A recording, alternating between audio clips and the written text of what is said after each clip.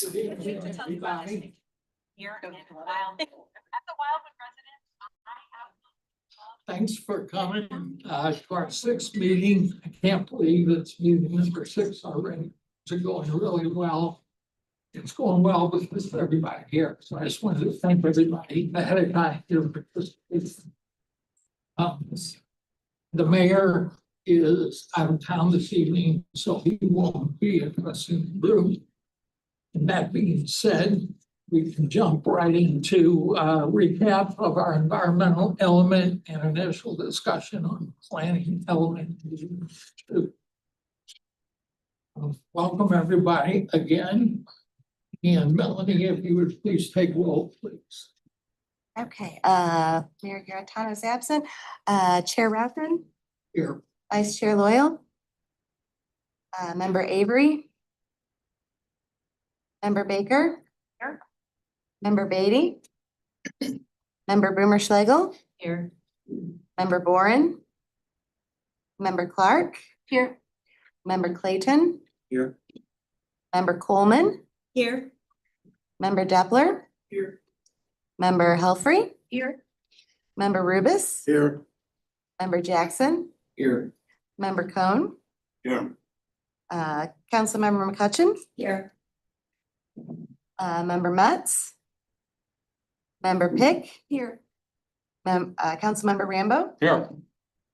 Member Wren, and Member Scheiken. Here. You have a quorum. Thank you. Teresa, would you please lead us in the pledge? Sure. Everyone stand. I pledge allegiance to the flag of the United States of America and to the republic for which it stands, one nation, under God, indivisible, with liberty and justice for all.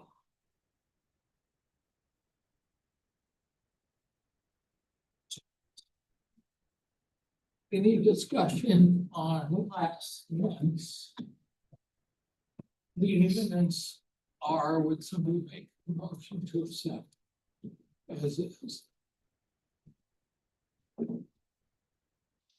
I will make a motion, but I have a couple of things on the discussion with it. Sure. Second first? No. You want? Well, do you want to have input before we vote? However you want. In the meeting, policy 10, on the minutes, it says that policy 10 is, I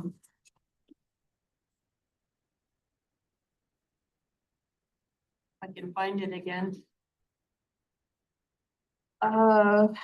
Policy 10 is, and move it to the section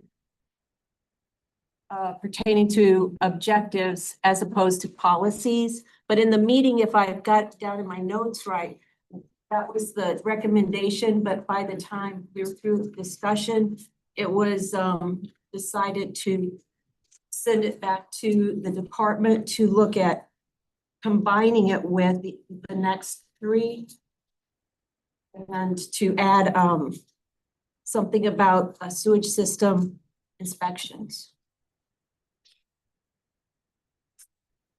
Mr. Chair, with your permission. We'll review the video as well, so we'll take a note of that. As we reform the motion to adopt the minutes, that can be a component. Anything that comes up, if you'll give us the authority to basically address what's on the video and make sure the minutes come on the side. And the second point was that, I can't remember who it was, I think it was, Ms. Depler, maybe, that's about an addition of a standalone objective, for Cox Creek. And Joe had said something about adding 2 policies, 1 or 2 policies related to that. And that I didn't see that in the minutes. That's all. But I will make the motion with those 2 changes unless there's more. And we have a second. I'll second. Okay. And the second's based on Joe's changes. Those 2 changes. All right. And motion passes. Thank you. And can we have a voice vote? All in favor? Aye. All opposed? Motion passes. Abstain. Thank you.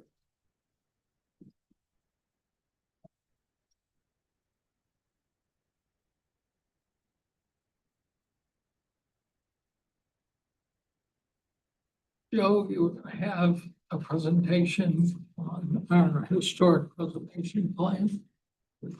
Thank you, Mr. Chair. Members of the group, I'm going to defer to Ms. Keefe. We have a representative by the consulting firm working with the city on our first historic preservation plan. These two planning efforts, the master plan and this, are running parallel. So we have the opportunity to have one of the two consultants here tonight to kind of give us a preview. Ms. Keefe, introduce her. Right, thank you. I would like to introduce Marcia Boyle with Moore Iacofano Goldsman, or MIG for short. Marcia comes to us with a wealth of historic preservation planning and engagement experience.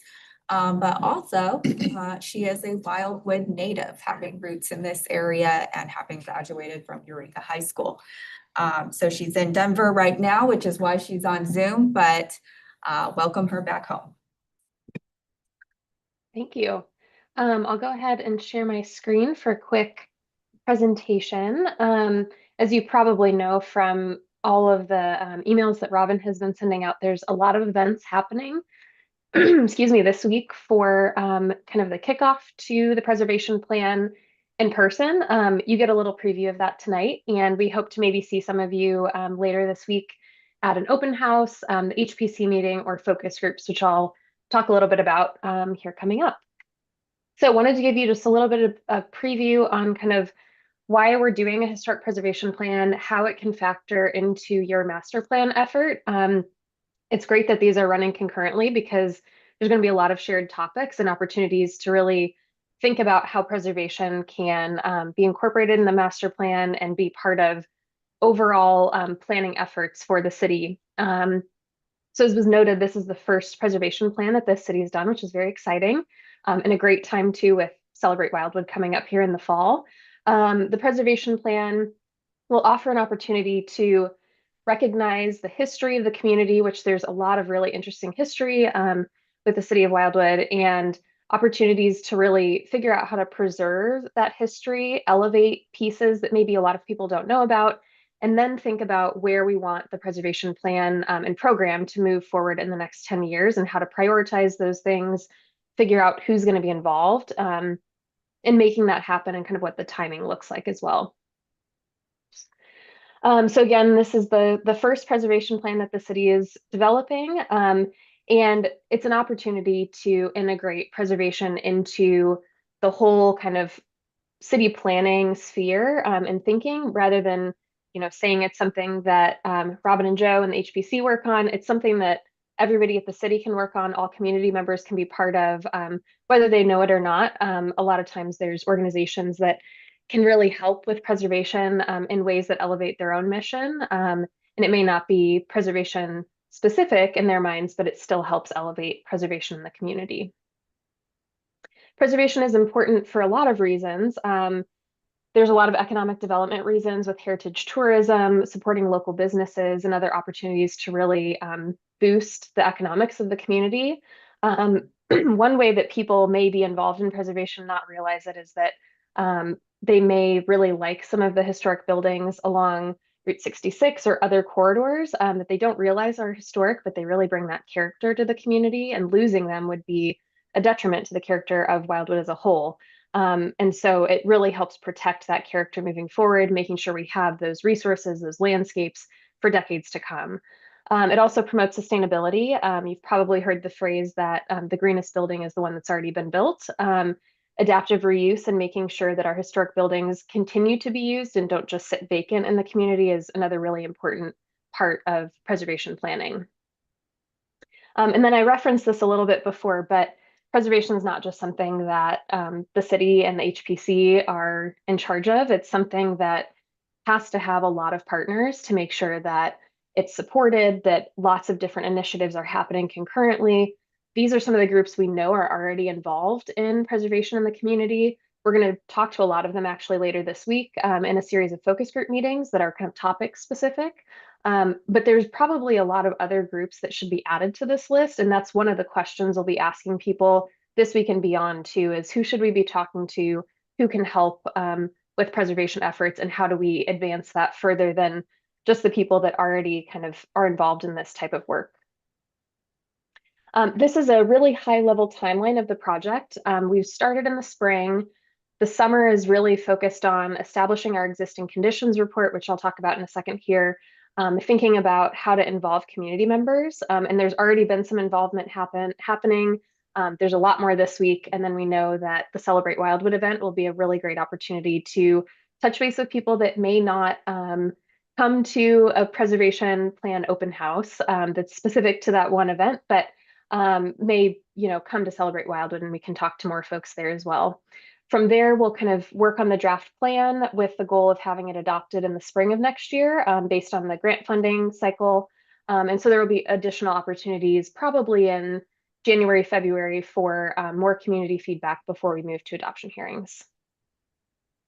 I mentioned some of the existing input that we've had. There was a survey that finished up in May. This built on a survey that Robin had already posted online. We just added a couple more questions, had over 200 responses, which we were really excited about. And this is really trying to gauge, what do people know about preservation? Where do they get their information about preservation now, and how can we advance that further? And then there were some demographic questions just to see who we reached. But this was one initial input. We also had HPC members tabling at the June 20th Music on Main event. And that picture there in the middle is kind of a preview of one of our activities this week, that we have some sticker dots on a mapping activity to think about important landmarks in the community that should be celebrated, ones that might have been lost already, and ways that we can continue to celebrate them even if they're not physically here anymore. And then landmarks that may be at risk. And so we want to prioritize some efforts to make sure that they aren't lost. So there was some great input received during that event as well. So the existing conditions report is our first deliverable. We've had a couple rounds of drafts, and we'll continue to refine that, especially as we get more feedback this week on the program as it currently runs, and how we can kind of move from the existing conditions into improvements in the future of the preservation program. We have the existing conditions report divided into 4 key elements. Typically, when we start a project like this, we take stock of everything that's happening and try and figure out some kind of key categories to make this a little bit more digestible. And so I'll talk about each of those here in just a second. The first of those categories is really program administration.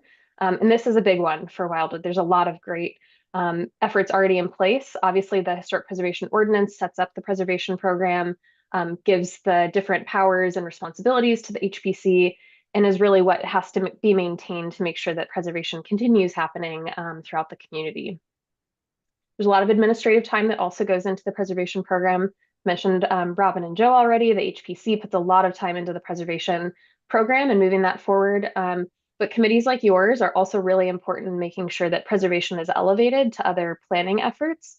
And there's also committees and commissions at the state level that are also involved in preservation planning. Even if it may not seem like it locally, they are involved and provide funding and other things too at the local levels. And then we have a series of designated historic properties, sites, landmarks, and districts. This is, again, a preview of the map. I know that it's probably really hard to see and read the actual text on the map at the scale that you have it, but this just gives you a sense of the location of the different designated historic landmarks in the community. Those can be seen in the blue dots on this particular map. We're also recognizing through these mapping efforts non-designated, but still really important historic locations in the community. So this is showing local historic communities and thinking about, even if they're not designated, these are really important to the story of the community. And so wanting to make sure that they show up on these maps as well. So it's very clear that they provide a lot of backstory and history to the community. And then finally, with the program administration element of those 4 elements, all of the planning efforts like this master plan update, zoning ordinance, historic guidelines, and then even the state's historic preservation plan really provide some of that background and framework for preservation in the community. The second of those four elements is information and accessibility. So this really speaks to how do people get the information about the preservation program? How do they figure out how to be involved if they want to be? And then again, that's the existing condition. So we'll be figuring out how to advance that forward and make sure that it's, again, as accessible as possible to as many people as possible in the community. One thing that we, of course, wanted to highlight here is the Route 66 revitalization effort. We know this has been in conversation for a few years now, leading to the anniversary and thinking through, what does this effort look like moving forward? We know there was a lot of great engagement around it, a design for the roadside park, and a lot of other great work that was put into it. So a lot of people know about that effort, and thinking about how to continue moving that forward is something that will be part of this project, and thinking through that kind of economic piece of preservation will certainly tap into Route 66. The third of the elements is tools, incentives, and supporting programs. So this starts to look at opportunities for historic property owners, businesses within a historic district, for instance, and financial tools, regulatory relief, technical assistance, and other programs. Usually it's loans, grants, funding opportunities that are really of interest to folks on how they can maintain their building, advance it forward. So thinking about what opportunities already exist in the community that we can build off of and bring some creative ideas from other places to really supplement what you already have going. And then the final piece of those four elements is education, outreach, and partners. I've said it a few times now, but it can't just be the city that's advancing preservation. It has to be partners from around the community. We know you have a strong partner with the Wildwood Historical Society, and they are kind of doing complementary work to what the HPC is doing. But thinking beyond that and thinking about how we engage young folks in the community to make sure that they're the ones kind of stewarding preservation moving forward, how we tap into the mission of other organizations that are not preservation oriented necessarily, but still have some ties to preservation is certainly something that we'll be looking at and having lots of conversations this week about as well with our focus groups. Of course, one big effort with this particular plan component is the history book that was made. That was a huge accomplishment. I know a lot of effort from you all went into that. Robin worked a lot on that with a couple other folks, and that was a really great accomplishment to have and a great way to share the story of the community with people that may not have seen that all in one place before. So that was really great to see and be able to have as part of this effort. And then finally, I wanted to just wrap up with kind of some upcoming engagement opportunities. Like I mentioned, we do have an open house this week. It'll be at 5:30 at City Hall. Basically, it'll kind of start with the open house. We'll have a short presentation that will be essentially this presentation and a few more things at 5:45.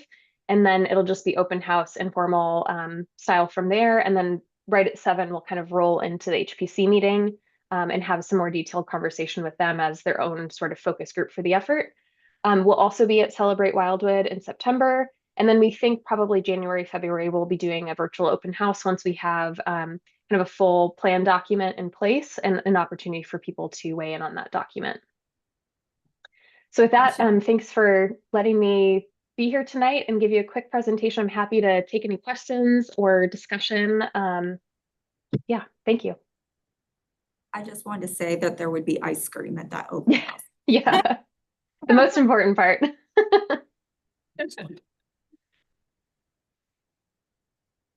Okay, thank you, Ms. Boyle. Thank you. Okay, moving on. Joe, could you please give us a Mr. Chair, I recap? think we have some comments, questions. Sorry.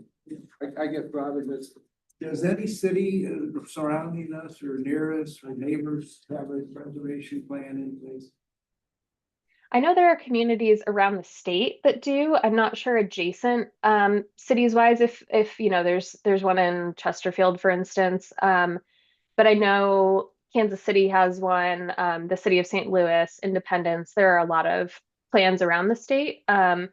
And I've worked on plans in Iowa, Texas, Oregon, and Minnesota too. So a lot of great, ideas to consider for advancing the program here, from both the state and from other places around the country.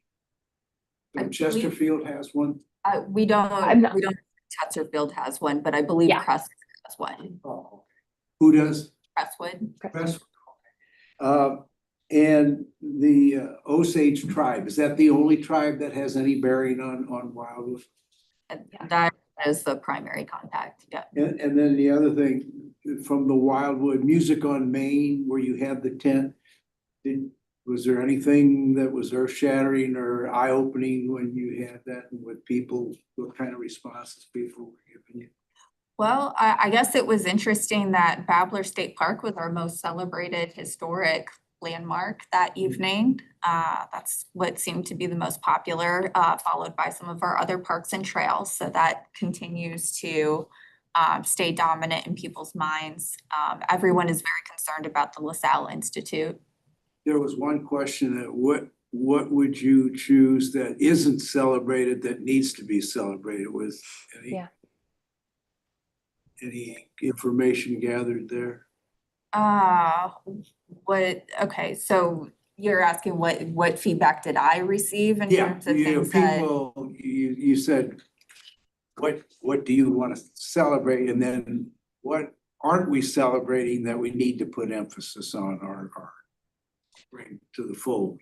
I don't know that that question was specifically posed, but I did get a lot of more informal places. Like one person approached me about lost access to Fox Creek. Like I guess they had previously, there was a familiar swimming hole and they had lost contact or lost access to it when a parking lot closed. There was a lot of talk about Rock Hollow Trail Network and Zombie Trail. That someone did bring up Mary Cliff, which we recently lost. But yeah, I'm sorry I think that's the primary feedback that I received. And I'll say too, real quick, that on that last point, that is really, like Robin's describing, the opportunity for people to recognize that even if they're not places that are officially historic, there's a lot of stories and places in the community that are really important to think about preserving, even if it's kind of a soft preserve. Sometimes we call those intangible historic resources, that there may not be a mechanism right now that formalizes designation, but there's still ways that we can figure out the storytelling, figure out trail networks that are great opportunities for people to physically experience history and stories. So all of those inputs are really important for this effort and really thinking beyond just our traditional preservation sphere and how we can advance that. Just to piggyback on that, one of our newer historic preservation commissioners, Diane Schoenfeld, approached me last year after one of our tenting events. We had presented a map of all of Wildwood's historic communities. And she commented that she didn't associate with any of our historic communities despite living in the area for a really long time, because she really associated strongly with the Wild Horse Creek Valley Association. And then that led to a bit of a investigation side research project, because she had a sign, like an old wooden sign, really faded on her property for the Wild Horse Creek Association. So then we ended up going around the Wild Horse Creek Valley, and I got an informal tour for all these people who were involved in that association, and some of the stories that resulted from that. So yeah, I'm learning things new all the time that the commission isn't necessarily focused on through some of that more local knowledge type history. The thing that I was bringing to mind is Westland Acres, Westland. Westland Acres was noted in the activity as something that we needed to be aware of and celebrate. Any more comments, questions from Ms. Boyle? Again, thank you very much. Thank you. Joe?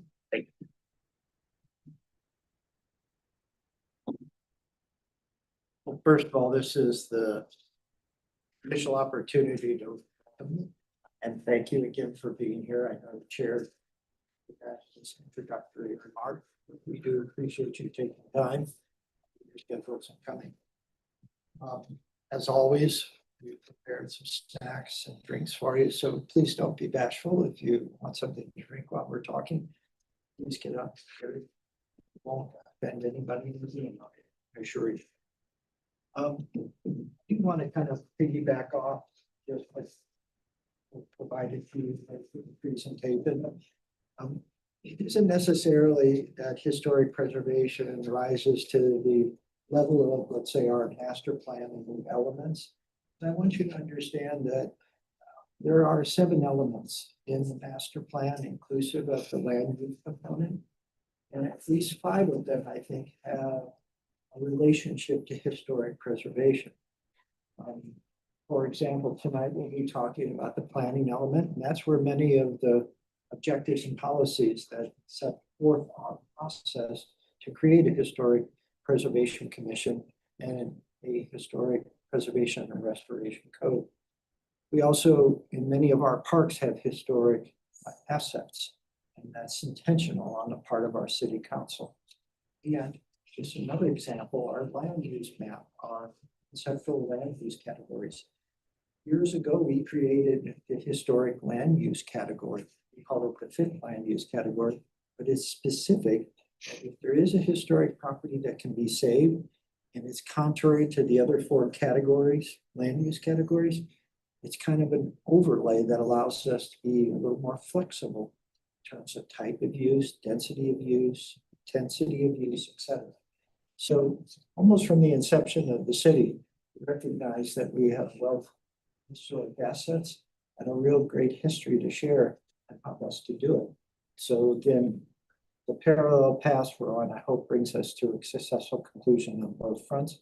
And we basically set ourselves up for the next 10 years to have a lot more history about this area developed and provided to all of you as residents and others. So that's why we spent a little time maybe on the ordinary. Well worth it. The next item is the environmental element. And as you know, we spent the last 2 meetings going through the goals, objectives, and policies.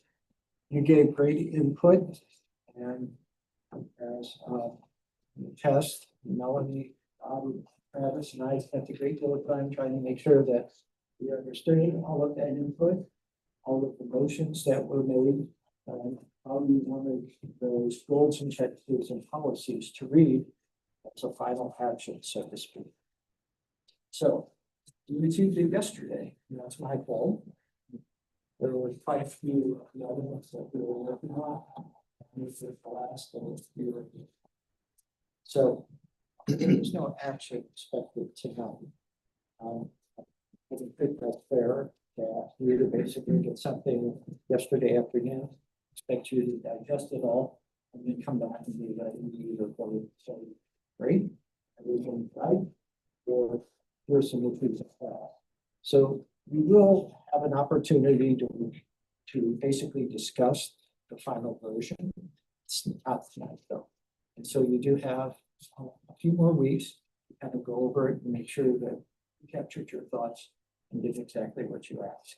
The wording, certainly there's no ownership. If you think that the goal, objective, or policy that's highlighted in yellow, we have those, but we like to hear too. So again, this is kind of your homework assignment.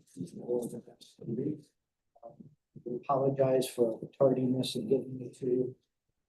We have a good excuse of why. So, and Ms. Clark brought to our attention a couple of items that obviously I didn't catch.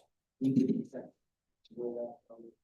How did we send out the email, the updated version, the 2 items that were part of the motion that my house. So we'll put those in there and then hopefully we'll have a complete picture. Mr. Chair, if there's any questions on that, I'd like to try to answer them at this time. Just one. thing I noted was, the policy number 14 is missing. So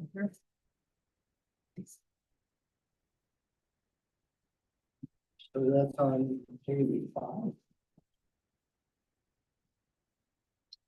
So we. So we go from 13 to 15, 14's missing, it was combined, Melanie, we reviewed this last, caught that. And I think we're okay, we went through it.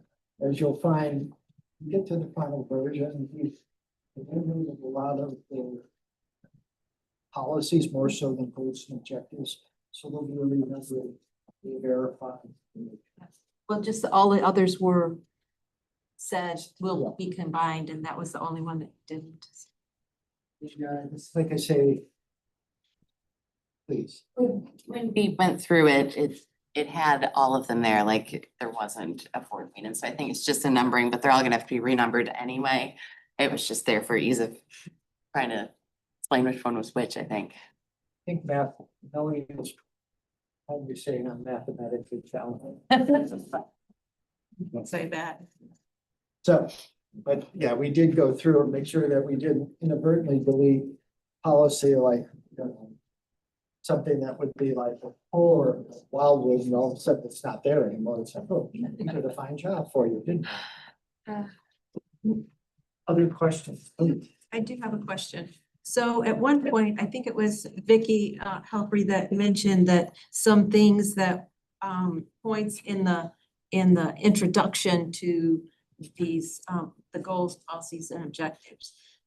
Is it time to bring those up now? Because I think you said, you know, that will be something we talk about later. For example, she asked, I think, about the since you asked about the soil morphology test, what was it? And just some of those things that are listed in there in all of the introductions. Can we add links to each one of those things? The Dr. Hammer's natural source protection, yeah, whatever it was called, and that, and maybe even the plan of intent. Could we, if we add links to that, then it's because it's kind of hard to find all of the things you want to look for in the website sometimes. Well, certainly, and I think that's the intent, particularly of Travis, Robin, and Melanie, who are much younger than I. They understand the benefit of adding links so that you can go to the full document and not necessarily have a document that's our master plan that's 6 inches thick. And it doesn't achieve necessarily the goal. People look at it and think, oh, that's a little bit too much. So yes, we can certainly link in. So part of what will happen as we go back to the environmental element, the August meeting, after you've had a chance to get more review, we'll also receive the draft of the narrative, the paragraphs that precede goals and objectives and policies. That'll be the first draft. And in there, we'll try to identify those key terms. I think we know most of them, not all of them. If you have any, if you read through that draft that you received before the August meeting, and you find something that doesn't either you don't understand, haven't heard before, or is a technical term that may be just very specific to Wildwood, identify it, highlight it, and that's the one we can then build links off of as well. So we'll do our best to identify those terms for you. And certainly any that you see that you would like to have identified and linked to something that would provide more information, clarity, that's what we do. So we'll start now feeding you the narrative that we got a little further into the elements.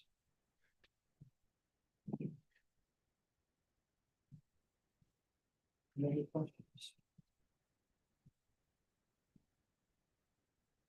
With your permission, Chair, we'll jump into the second element. Well, the second element, you can see from the information that's been provided as part of this effort tonight, is planning.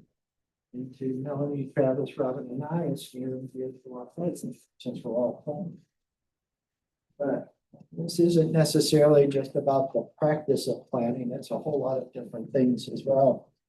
And as it in the practice that we started with the environmental element, the department provides you the goal, objective, policy statement, and then a commentary.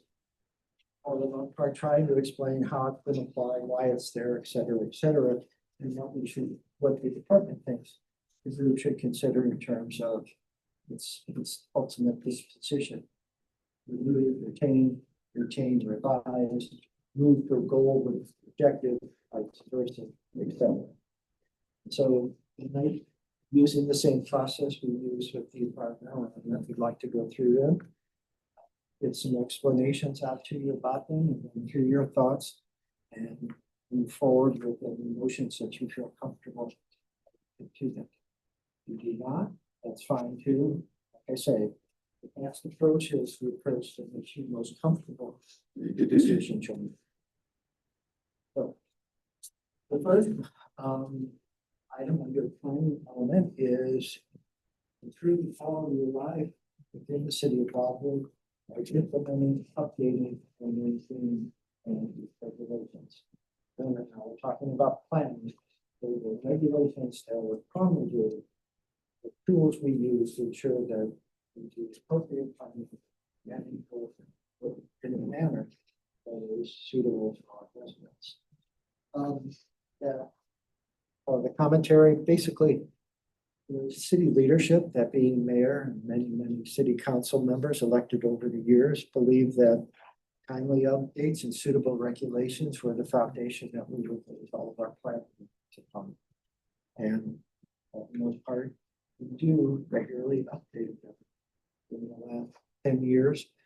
And you'll see this in one of the drafts of the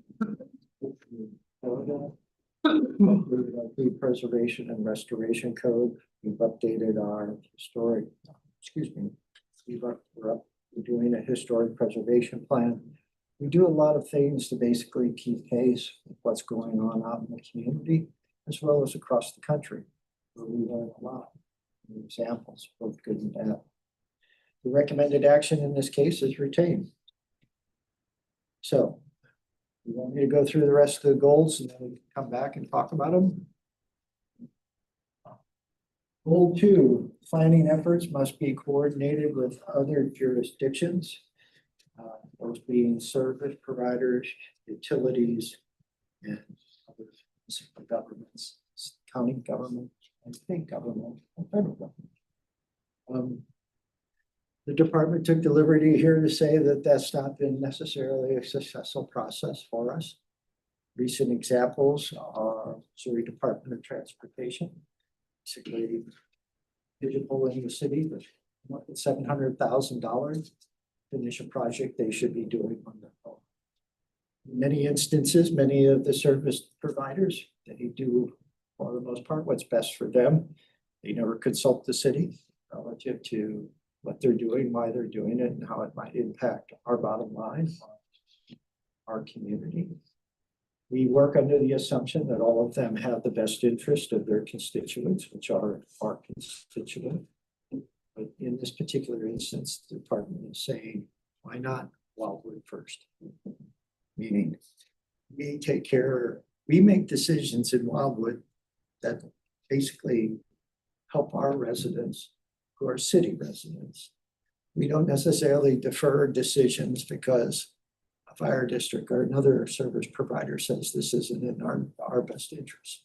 No, we're here to basically serve our Wildwood residents. And so from the perspective of the department, we believe we should have a policy of Wildwood first. It's not to say that we would negate any input, any cooperation, or any partnerships. We have great partnerships with many of the state and county agencies. Quite frankly, we're at a point where population is declining. We're not seeing the commercial, the economic growth that we had hoped. And I think part of the reason is we're basically giving more resources to other things, other governments, other service providers, other jurisdictions should be doing. So from that perspective, I think it's very important that we make a strong statement as we. Mr. Bush, could you give me an example of that? Of what they are? What they are imposing on us, that I just didn't quite understand what you were saying. Well, for example, I just gave you the Missouri Department of Transportation. Yeah. We're basically doing the Route 100 safety improvements. Signed an agreement with that particular agency. The agreement basically had engineer's estimate that's used to basically create the agreement is substantially higher, falls on the city. So basically, we got the bids, like $700,000 more than the engineer's estimate. We went back to him and said, listen, that's a whole lot of money. Well, you have a choice. We won't do the project. We come up with $700,000. So that $700,000 took away a trail that was going to link the villages of Brightleaf to Green Oh. Pines Park. I see. Took Okay. away Gotcha. resurfacing all of our trails. Okay. It took away a whole lot of things that we could have been doing for Wildwood Right. assets, Okay. not a state road that's an arterial that All for right. all intents and purposes, they have money now to do. Well, thanks for explaining. Thank you for that, Mr. Vintage. My question would be, it's two parts. The first part would be, if we had to take the Wildwood first stance with that, how would that have changed the $700,000 outcome? Mayor Garitano was here, he would tell you, we're not gonna spend any more money on state right of ways. Because we spend money to help the state of Missouri. And when we go to the legislature to get funding for stormwater improvements, projects that we need to do and are in dire condition, the legislature says yes, the governor vetoes it 3 years in a row. We go to the governor and say, we're doing these things for the state of Missouri. We're helping you. Why can't you help us? The idea would be, instead of spending capital improvement on state right of ways, let's spend it on our stormwater problems. Excellent. And then my next question is, because I'm on planning and zoning, you often hear people complain because they don't understand things, as I don't understand things sometimes. And so part of this thing where we do the Wildwood first, is there a way to educate people on some of the things that are out of our control? For example, the state of Missouri telling us that we have to allow cell phone towers and things of that nature where we don't really have a say. Is there a way to educate people on that? I think as planners, our job is to provide public education about the regulations, why we have them, how we apply them, the things we can do and we can't do. So that may be a goal that we add now. But for those that aren't familiar, over the past several years, the state legislature has basically tied our hands on some telecommunication towers. We can't even ask for the information the telecommunication provider generates why this is the location they chose. We just have to assume it's the best location. In actuality, it may be okay, but it may be the least expensive location. They did the same thing with home-based businesses. Not that we were trying to have economic development of the residents to generate income for their businesses, but we had protections for the residential areas around them. Home-based businesses now have a greater amount of latitude. We're certainly concerned about parking and changes to the residential character of the property. That's just two examples. There's others. We see it on Planning and Zoning Commission. People come to a hearing, say this telecommunications tower is going to spoil the view. It's this, it's that, it creates health hazards. We basically say, all we can really do is saying, how does it look from street level? That's where we can do screening, landscaping, things like that. Our hands are relatively tied in many ways. And if they have co-location opportunities, pretty much nothing. Well, I'm not necessarily asking the city, I mean, it's not as if you guys don't have enough on your plate. So I'm not necessarily asking you guys to go out and do all the legwork for educating, but maybe like Mrs. Clark said, maybe those links might be a good idea, or, you know, here's a link to the state website. Why? I don't know. I just feel like it's hard sometimes to get that information out there. So that was just my question, so thank you. And certainly, there's always opportunities for us to do better. We now have a new communications manager, a lady named Paula Hassan. She's been doing great work. Everything from our website to our social medias exponentially exploded in terms of views and shares and things like that. So I think public education is a key to all of the elements, and maybe that's where when we get down to the end of the process, we see where it fits best and make sure it's identified as being a key component of anything we do. Thank you. To your point on the education, I think city does a really good job with the information cards that go out anytime there's going to be a zoning issue. That may be an excellent opportunity. There may be for a paragraph that says, and oh, by the way, this is the state requirement, to your point.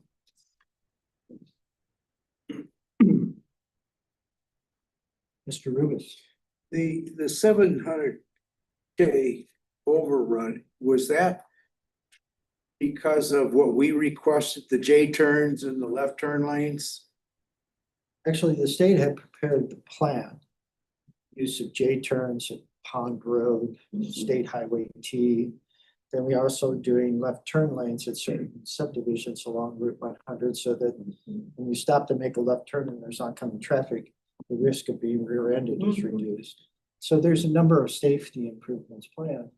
But obviously residents came to us and said, Pond Road and Route 100, it's a disaster waiting to happen. There's been many serious accidents, no fatalities, fortunately. There's been a number of problems on Route 100 with these left turns. So the idea was, here's what we want to do. How would we do it if we partner? They came back with a plan and we went from there. But wasn't it their initial intent to repave 100 from Wildwood to Franklin County? Actually, that was one of Mayor Boland's persistence with the state legislature and the leadership at the Missouri Department of Transportation. He made it a point at any opportunity, and rightly so, to say that, that road, since it was initially built, had never been resurfaced. And so that was sometime in the mid-80s. And so they've been kind of cobbled together with simple replacements, potholes, hills, et cetera. So as I told you, if we wouldn't have come up with the $700,000, Hutchin and Dr. Rambo can attest to this, they said they walked away from the project. Well, yeah, and I understand they would like to play hardball. I think that if an engineer misses the project by $700,000, I mean, that must have been an intern that was working or something. That's ridiculous. Here's the explanation we're getting. So there is a massive infrastructure project that's underway on Interstate 70, adding the additional lanes, both St. Louis to Kansas City on either side, westbound and eastbound. That is like a $3 billion project that's siphoning off almost scores of contractors, subcontractors, and it's elevating the price because it's hard to get materials because all the materials are going out to the interstate and that improved. So what's left, the pricing has escalated and contractors know that they're in short supply.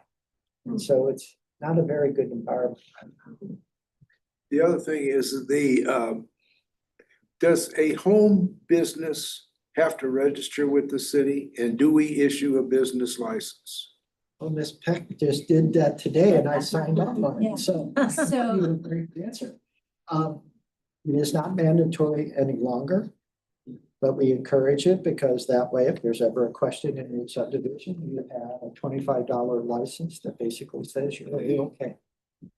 So, but it's not mandatory any longer. It was prior to the change at state level. Well, what if a home business starts impacting the residents of the subdivision or the neighbors? What recourse does the city have? Well, with our home-based business regulations, do you mind if? No, I'm happy to discuss it. So what I have to look at, or what the department looks at, wouldn't necessarily me, is that first and foremost, that nothing's changing on the exterior footprint of the property. So, you know, it basically, we check that, we look at the aerial photograph, make sure that everything's as it was. We make sure that there's adequate parking, at least on street or in the driveway, there's enough space for at least 2 cars. And then from that perspective, what the key component we look at is how many employees, because you're now allowing employees. Ms. Peck's application had 3. I don't know if they're all in the home-based business, but our code says a single-family dwelling can have up to 3 unrelated people, constitute a family. So the way the state statute reads is it cannot exceed the occupancy limit set forth for the dwelling. What's the occupancy limit? In my opinion, it's 3 unrelated people that constitutes a family, which is a key part of a single family dwelling. So with 3 employees, you would find. Joe, can you refresh my memory? This came up in P and Z when it first happened before Commissioner Rubis joined. Do you remember what the city attorney said about the HOA? Can an HOA prevent a business from, with the law change? That I can't remember. No. It's solar panels now, they can't prohibit solar panels, but an HOA, if it had existing restrictions, they would still apply. So if your HOA is strong, you can prevent a business if you have an HOA. Now, that's taken into account your indentures, restrictions, or covenants. Any thoughts on that, sir? No, I mean, I live over in Hickory Manor and I just finished, I was supposed to be a trustee for 2 years and then COVID hit and ended up to be 5 years. But the biggest thing with us is that our bylaws and indentures were done in 1998 and they're completely outdated. And they're archaic and they don't conform to what's going on now and nobody wants to spend the money because we looked into it and it's, by the time we get the attorney and get it rewritten and get it approved by the city and they get approved by the everyone else, it's like $30,000 to $40,000 and nobody wants to do it, but then nobody wants to, you know, your HOA is as good as the teeth it has. I mean, we're not gonna sit there and sue everybody that doesn't follow this or doesn't follow that. So it's just, these subdivisions have been here a long time. I would assume a lot of the dentures are old and outdated and just not up to what it should be. Yeah, you do look at your indentures and it still has a lot of that references to the developer can do this, the developer can do that. Those are the original indentures and they're not working in your favor generally. So Wildwood first. Yes, ma'am. Yeah, when we were talking about getting the word out, and some of the terms, it might be a good idea if staff, one more thing to do.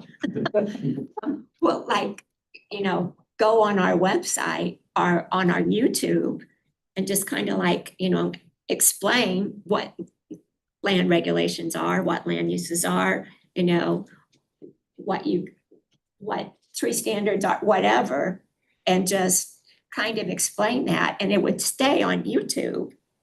And then hopefully, during council meeting, we could announce what is on YouTube this time. And maybe people would pick up on that and then get a better idea. Well, I think our 3 over there could do a podcast. Sorry, guys. I think the problem with that is making. People are. No, Wildwood first. One last question. Highway 100 and Clayton Road, Wild Hearts Creek, they're all state roads. Isn't safety the state's ultimate responsibility? Period. Well, we've had great success improving Route 109 and resolving issues that existed that we do.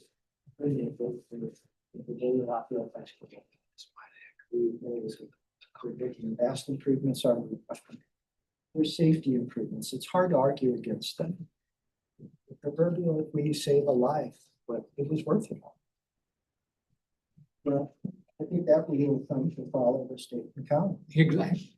And so from their perspective, they talk about having basically count the fatalities before they'll do something. That's just kind of so.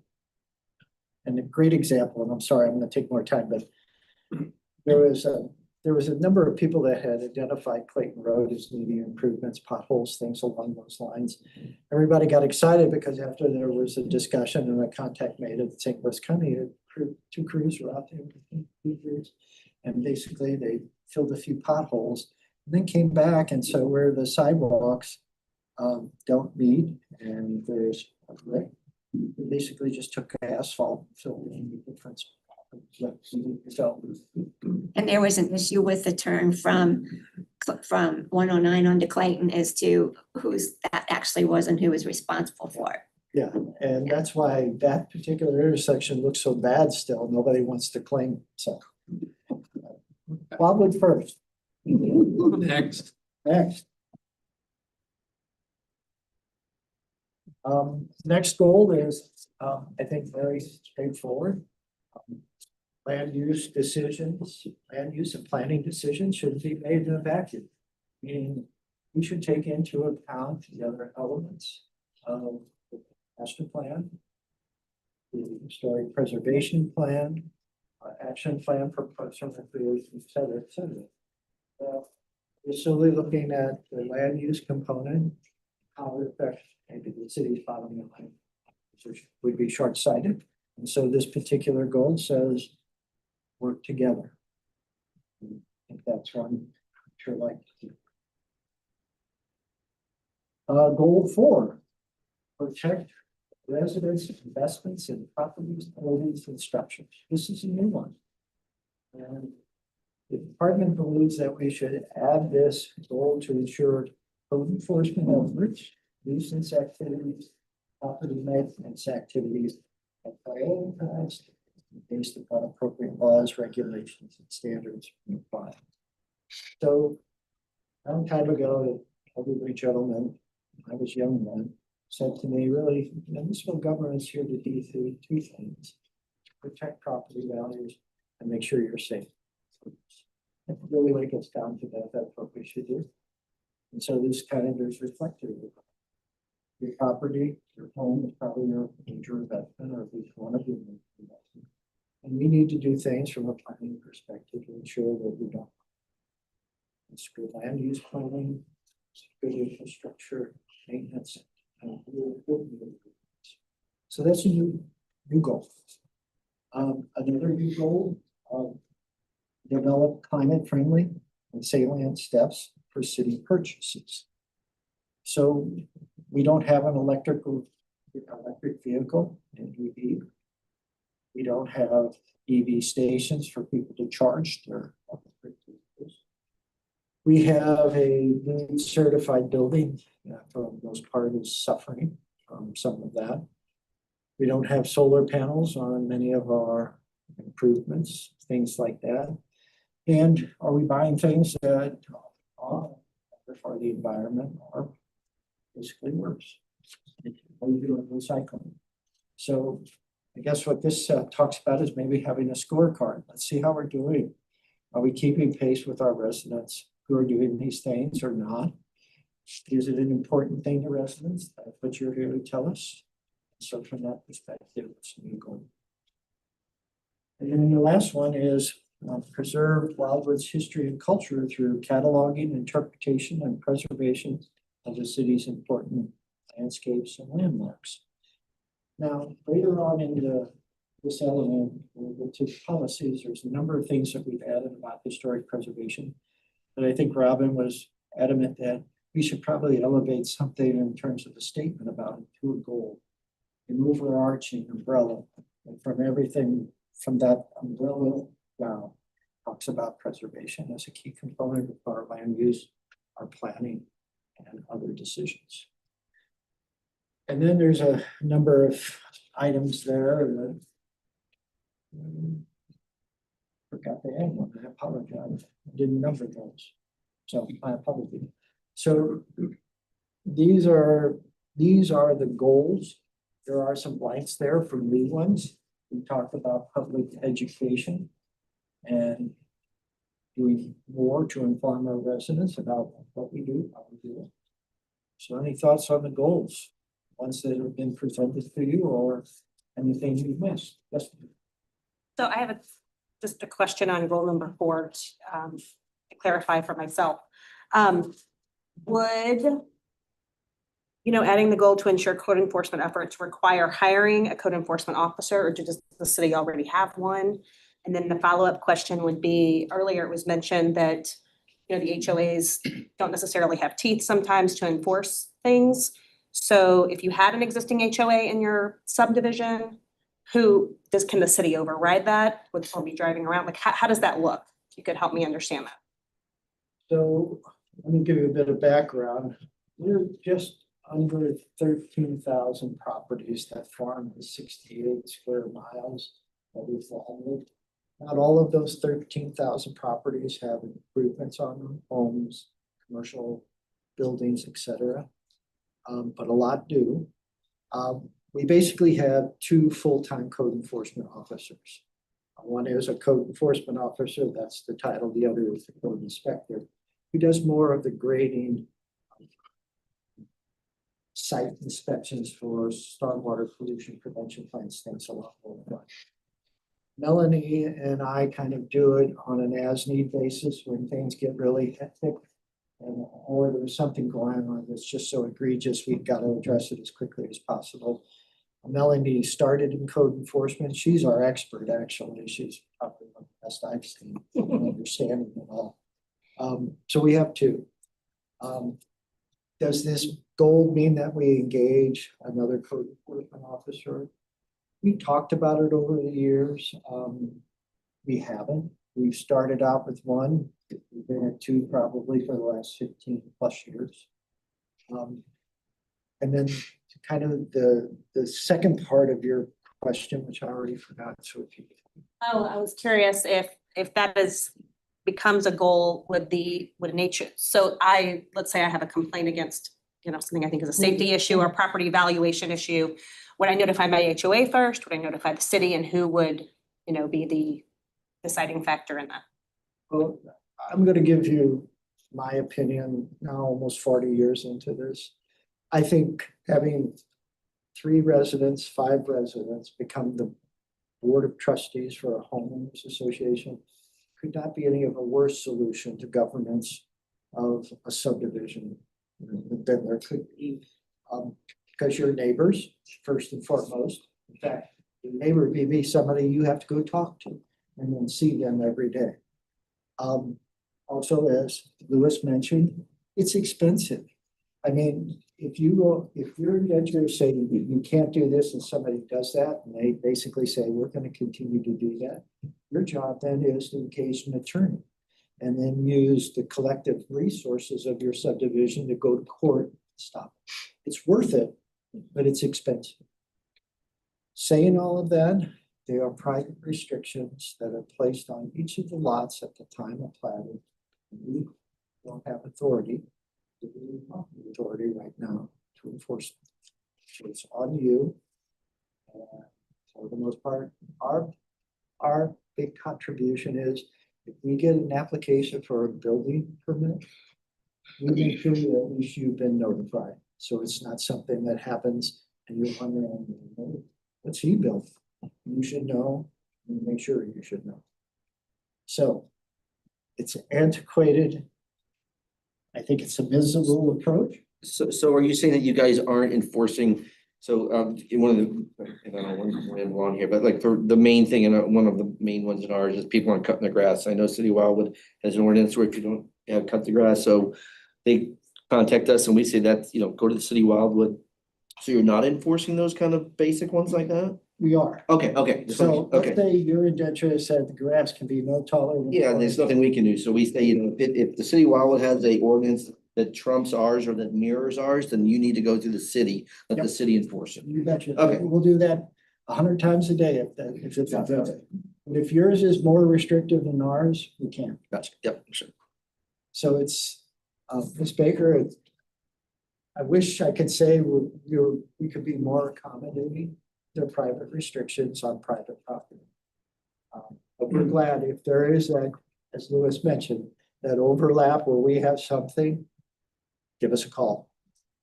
I just wanted to understand how it worked, given how it was written. Rob? Yeah, a couple of points here. They may or may not directly apply to the master plan process that we're working on, but it's important for folks to hear. First is a minor point that the city has very limited information about HOAs that exist in the community, and we don't know how to contact folks. And there's just no, that linkage is almost completely broken. We need to figure out how to fix that, and I think sooner rather than later would be a good thing. I thought the city keeps a list of all the, you're They've got a supposed to few. submit the presidents of each HOA and you guys do it and we submit it to you and we submit the changes and that's a master list. We have on our website a list of all the subdivisions and the trustees. It's dated, oftentimes what we have is no longer applicable. Gotcha. Oh, okay. And so updating it and keeping it current has been a Two good thing. things. Okay. Gotcha. Yeah, it's worse than Yeah, Joe just made okay. it sound, I think. Okay. City and Village, I don't know if you guys are familiar with them, but they are the majority of for the HOAs. When you try to contact an HOA to get information, trust me, I know, we're always deferred to City and Village. You know, their whole responsibility is just collecting dues. They really don't. Sure, or the road fixed or something like that, but yeah, so I had several other things and then maybe we can talk about each one. The second one is code enforcement. The Achilles heel of our code enforcement speaks directly to April's point about teeth. We have no teeth in our code enforcement process. The best we can do is every few months, we can fine someone $100, maybe $200, and that's by state statute. So there's no way, people will just say, it's cheaper for me not to mow my grass and pay $100 every 6 months than it is to buy a lawnmower and put gas in it and so on and so forth. That's a silly example, but it speaks to the problem. And I don't know if there's any way for us to sort of circumvent the state statute on something as simple as enforcement or, get creative. But I think that's a real problem for us because we're talking about all these things that would be great to enforce, but enforcement, there's no carrots and there's no sticks. It's just relying on people's decency and neighborliness, and it doesn't always work out. Yeah, and I'm listening, our HOA was developed years ago and wow, they wrote a really good one. Because we can actually, you're only as good as the trustees. We're actually grappling with that now. We got a new crew in and we're getting things fixed. I'm just a volunteer on it, but we can fine people for not cutting their grass. And then we can do things if they don't want to do it. And then we can file what's called a mechanic's lien or whatever, which is what you just quietly said, a lien. And we can get, so even if someone doesn't pay the dues to the city and village, we can file the lien. Whenever they sell a house, you get it. It could be 40 years, it could be 2 years from now. It puts us first in line. So that's leverage. I mean, that's, Yeah. but we need to figure out who the HOAs are, right? We need to have 95%. We're just real fortunate because we've got some issues coming up and everyone's for it because things got bad enough where, oh, thank you, right? And it's clearing brush back and for the roads that we maintain ourselves, among some other things. And so we've got a pretty peaceful subdivision. But you can see when they go south, they go south, right? And you're only as good as how strong your trustee. I'll give you an example and I'm done. Yeah, okay. My wife was a trustee for a while. She's an attorney. And the foliage that we're dealing with now that everyone's so happy that we're clearing back and we're getting likes and hearts on Facebook and all that other stuff. This was starting to get bad. And when she was a trustee 8 years ago or 10, she cut and pasted from the covenants and sent letters to everyone of what their responsibility was. And you would think, oh my gosh, why couldn't you just talk to people and been reasonable? And she goes, I cut and pasted it from the covenants.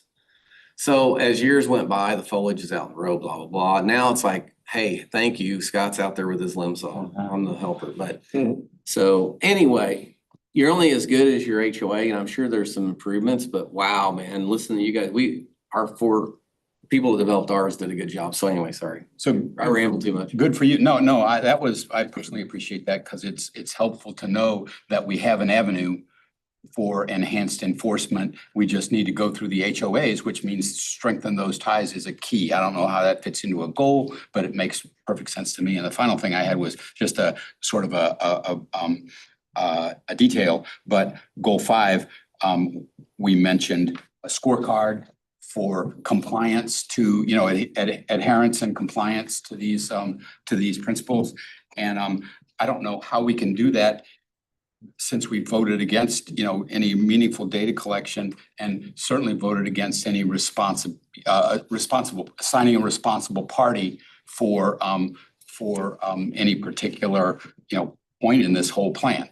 And so maybe at the end or in the planning section or something, we need to sort of revisit that concept because I don't think it was, the vote was certainly not clear to me. And I didn't get a clear rationale as to why we didn't want to have a responsible party or responsible department or things like that. So I would suggest that when the time is right, we reconsider that notion. Well, I'll just tell you, there's 3 departments. Administration, which is our city administrator, that's money. And there's public works and planning. So there's really not a whole lot of responsible parties. We're not a big government. So at least from my perspective, if we all chip in, the 3 are so interlinked because when you look at it, there's really about 10 of us.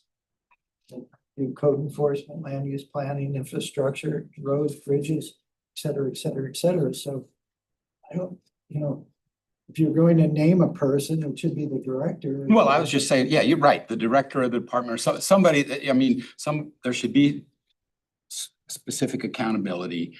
And, but I'm more interested actually in, collecting the data that's useful.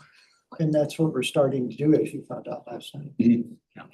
But it's extremely hard to get a current list of the HOAs representative. It's extremely hard.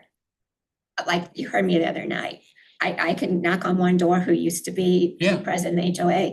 No, I'm no longer. Then they send you to another one and they say, no, it's not me. And then you go to another one and you're lucky if you actually come up, and then they change, some of them change so fast. Can we make annual compliance to that list an ordinance or something like that?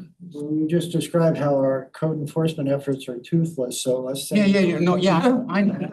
Get you a summons if you don't tell us who's your trustees. But if people care enough to be an HOA member, they ought to be neighborly and good enough to try to do the right thing for the city, right? And maybe that's the best we can do.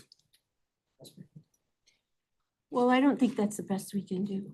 I think we can do better. I think we haven't run out of rabbits in our hat for this.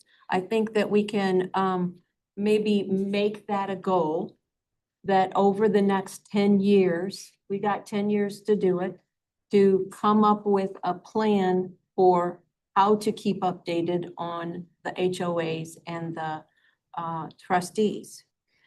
But that wasn't my real point. My point is, in order to modify these goals like we're doing over the next 10 years, and I know I made this a motion before in one of the first meetings, but let me change it up a little bit. For the next 10 years, if we need to know how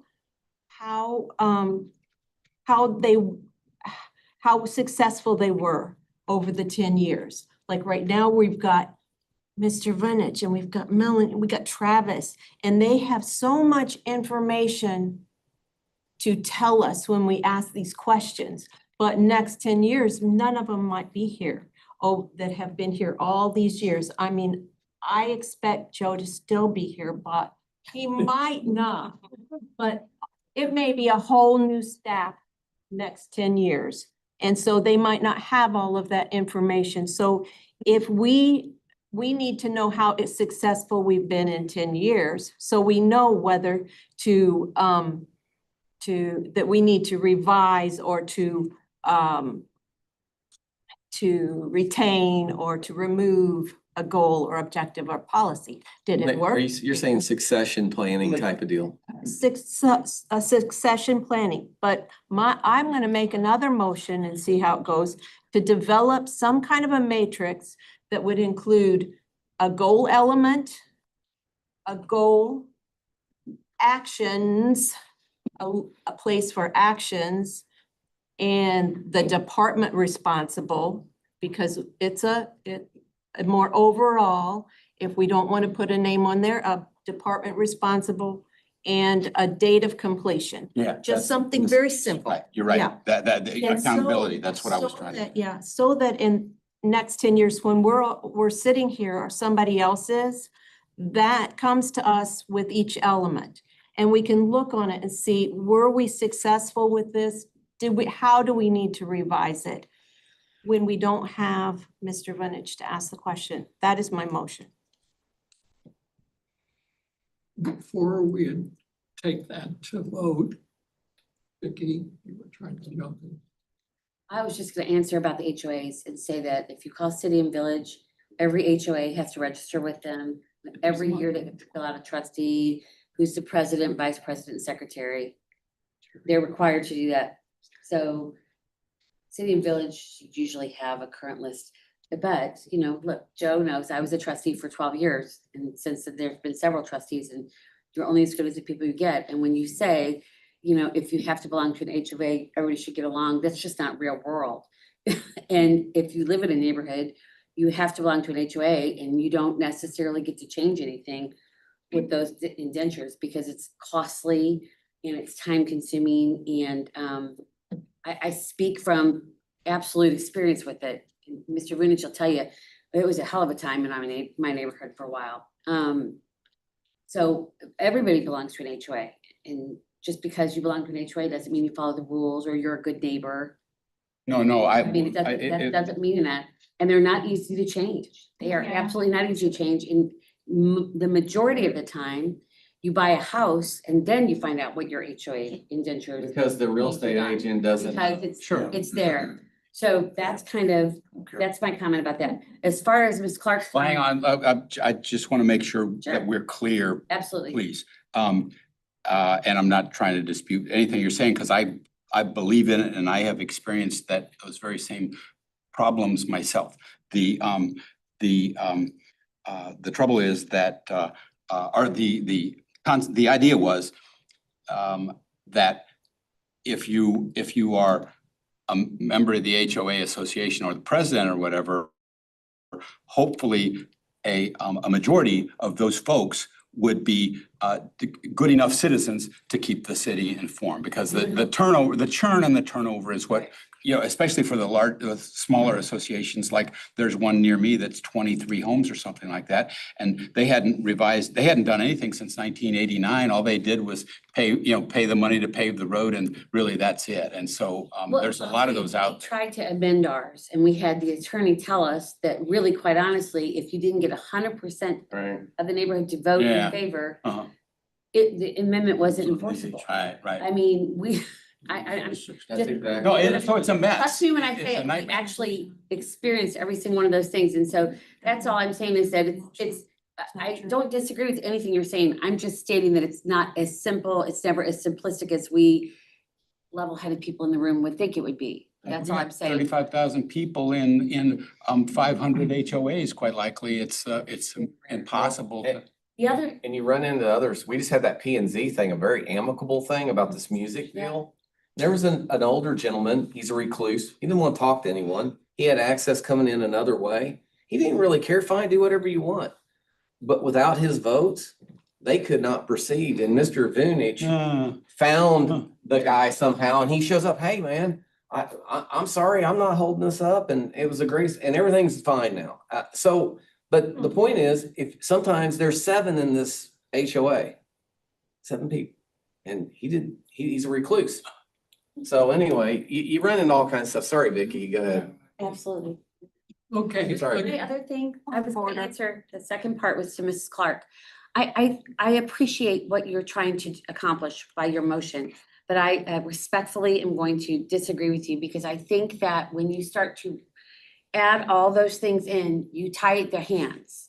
And I have no idea how successful anything was 10 years ago, but here we all are, a diverse group of people, a diverse group of opinions, and we're applying it to today's, what we know today, and going forward the best that we can. So I just think that if we start trying to delineate, this is, obviously it's just my opinion, but if we start saying you have to do this and this and this and this, I think it ties our hands too much. We have to have a way to measure it. But we're doing, I think we're doing pretty good. Well, because we have Joe. Yes, but we also all live in the city and we see what's working and what's not working. So. Thank you. Michael, just have input on that subject. Yes, just a comment on, I'm all for measuring goals and achievement, but to drill down to every element of this plan and come up with what's the goal, what's the criteria for measuring it, that sounds like a daunting task to me to do that. We're doing it at the top of the pyramid. Yeah, We're one not doing department or it. the other, right? Well, I think I understand what we're trying to accomplish. We want to know from this 10 years to the next 10 years, what we should be working on. And did we do the last 10 years with this stuff? So we know what the next 10 years are, how many are carrying forward, how many drop off and how many go away. But I agree with the measurement, but it should not, my opinion is, it should not be this group. It should be the mayor and Mr. Lee sitting down and filling in the blanks. And all I think I'm hearing you saying is, hey, let's put the boxes out there and let's let the appropriate people fill them out. Is that what I'm hearing? That's all I'm saying is they're doing it anyway, and it might be just something in a database that can just automatically go into this actions of one thing or another from different departments. But when we sit down with this to look at, anyway, I'm not as smart as a lot of people, so I need to be able to see, to understand, did this goal that I'm reading right now, did it fulfill what it was designed to do? And so if it didn't, how do we need to adjust it? And I can look at the actions that were involved and what was done, and it didn't complete the goal. Or maybe there were no actions about that one goal, and we need to make some more focus on that goal. And so I'm just looking at a way to evaluate in a logical manner. May I offer a suggestion? You can amend, I don't think there's a second on the floor. I'm a Robert's Rules guy, so, but you could amend and make a resolution to have Joe and the team review a system and present in the future. Maybe it's not the next meeting, maybe it's on down the line. Present back to everyone here about, here's how we may do something, and here's the goals that are being created that they're the authors of right now that we're contributing. So maybe your resolution is this: would you look at it and report back to this committee before the end, before we vote on the final, a method, and that might solve what you're wanting to accomplish, which I think a lot of people agree with that. It's just, what's it going to be? Just have them look at it and report back on a method. That's what I would recommend. Or Maybe with Tom Lee and the mayor. yeah, I could amend my motion to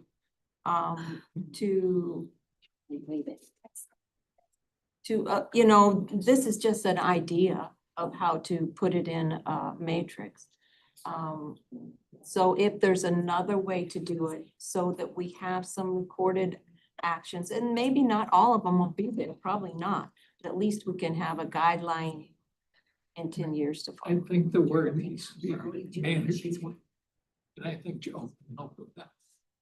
Is that something, Mr. Vonich, that? Well, certainly, my job is also to ensure that the Department of Planning and Parks Director, and I think I can speak for Rick Brown, is not to overburden us with additional reporting. Right. that for the most part, precludes us from doing core activities we have to do on a day-to-day basis, whether it's replace a sign that falls off a post or go fix the toilet, community park, that kind of thing.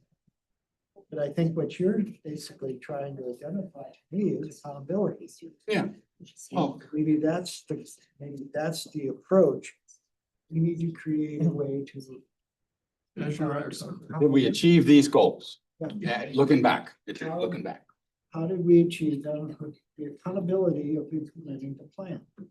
And if there's consensus on the group, we can certainly investigate that. And come back and tell you, this is a workable approach from our perspective, having the three departments talk about that. It's great. And then go from there. And just kind of report back and on something that, you know, how deep or not deep you want to go. Let's take a vote. No, Teresa, I understand what you're saying, but in my head, that's what we're doing, except we don't have a piece of paper that says, yes, we accomplished this, no, we didn't. By reading this, we know what happened 10 years ago. We think back of what the city's accomplished. Have we accomplished that?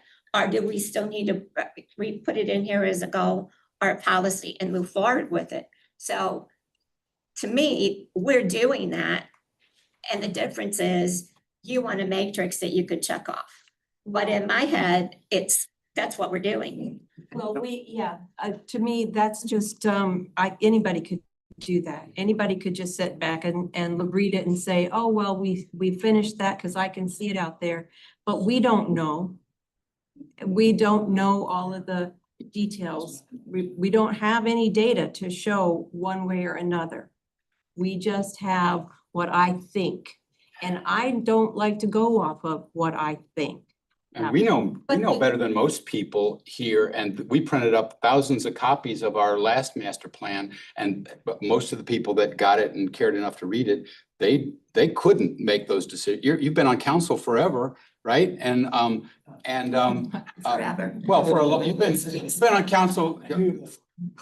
You've been on council forever, or for a long time, and you know you have your finger on the pulse, and most folks don't. Yeah, well, I don't know about that. I mean, I think everybody in this room's reading the same thing. And we know what last year's master plan said because it's listed in here. So, you know, like, the code enforcement. So are we enforcing codes? That's something you can measure by matrix. But a lot of these, we can sit here and at least Joe or one of us can say, oh, well, this happened. This is exactly like the roads. And what did that cost? And that all comes in here. And when you read this from last time to this time, I think that's what you're doing, but it's not written down on paper. And I don't think it's got anything to do with how long I've been on council. I think it's a matter of reading this, studying and looking at the previous master plan. But I understand what you're saying. But I don't think, I mean, we're all interested in moving this forward and doing the best for the city. And I think that's what we're here to do. Sure. Can we all agree that Scott's proposal is an excellent adaptation to Teresa's proposal? There's a motion on and the that floor. There was no second, so it can be amended. There's a motion and I amended it to be. She amended it. She amended it essentially. Just Joe can report back at the end. And to the point that Joe and his team can tell us, number one, what's feasible, and number two, what's the best bang for the buck with the least amount of effort and the most amount of gain. I'll second that. Okay. Take a vote. Does everybody know the motion? No. Rephrase it, please. Can we do an individual vote, please? And can I just make one comment? I mean, we discussed this a lot weeks ago, and we decided to not go forward with this suggestion based on lots of good commentary. The only thing that I will add to this is, per what Joe had just stated earlier in this conversation, there's 3 departments. It's not like this huge matrix of different people that will take these goals in any kind of matrix that will be any more meaningful, in my opinion, than this. to me, this is the mission statement, the master plan for our city. And I would feel better not micromanaging who is in charge of each one of these things. I think the people that are appropriate to do that are people in our city government. We're not. I mean, that's how I feel. Yeah, but it's not our role to do that. We don't Exactly. want to do that. That's Exactly. not our job. Yeah. That's the mayor and Mr. Lee's job. But we as a team want to document some sense of direction. And the answer is yes or no. And to me, I feel like And to what be we're clear- discussing is the direction. To be clear on the amended resolution, would just be to have Joe and the team to take what everyone's working on and review it But we're doing that. and offering. That's what we're doing without. At a later time and report back. Take your vote and then. Take a vote. Yeah, it's the same. I'm with you guys, by the way. So, I mean, I just. All right. Vicky's point, individual vote, Melanie. Yeah, so the roll call vote. Could we restate the motion just so that everyone's clear and so that I'm clear? Could, Repeat the motion. yeah, could we repeat the What motion is the motion? just so that everyone's clear on what? With the amendment, just so. The motion is to allow Director Runich to take it back and see if he can develop some sort of It's a tracking mechanism, Yeah. really, is what we're looking Yeah. for. Let's just call it, I think the goal is to have the three departments review the master plan and see if there's an accountability matrix that can be formed. I would give information to each and every resident. We're achieving the goal, how we're achieving it, the steps. If achieved, when it was done.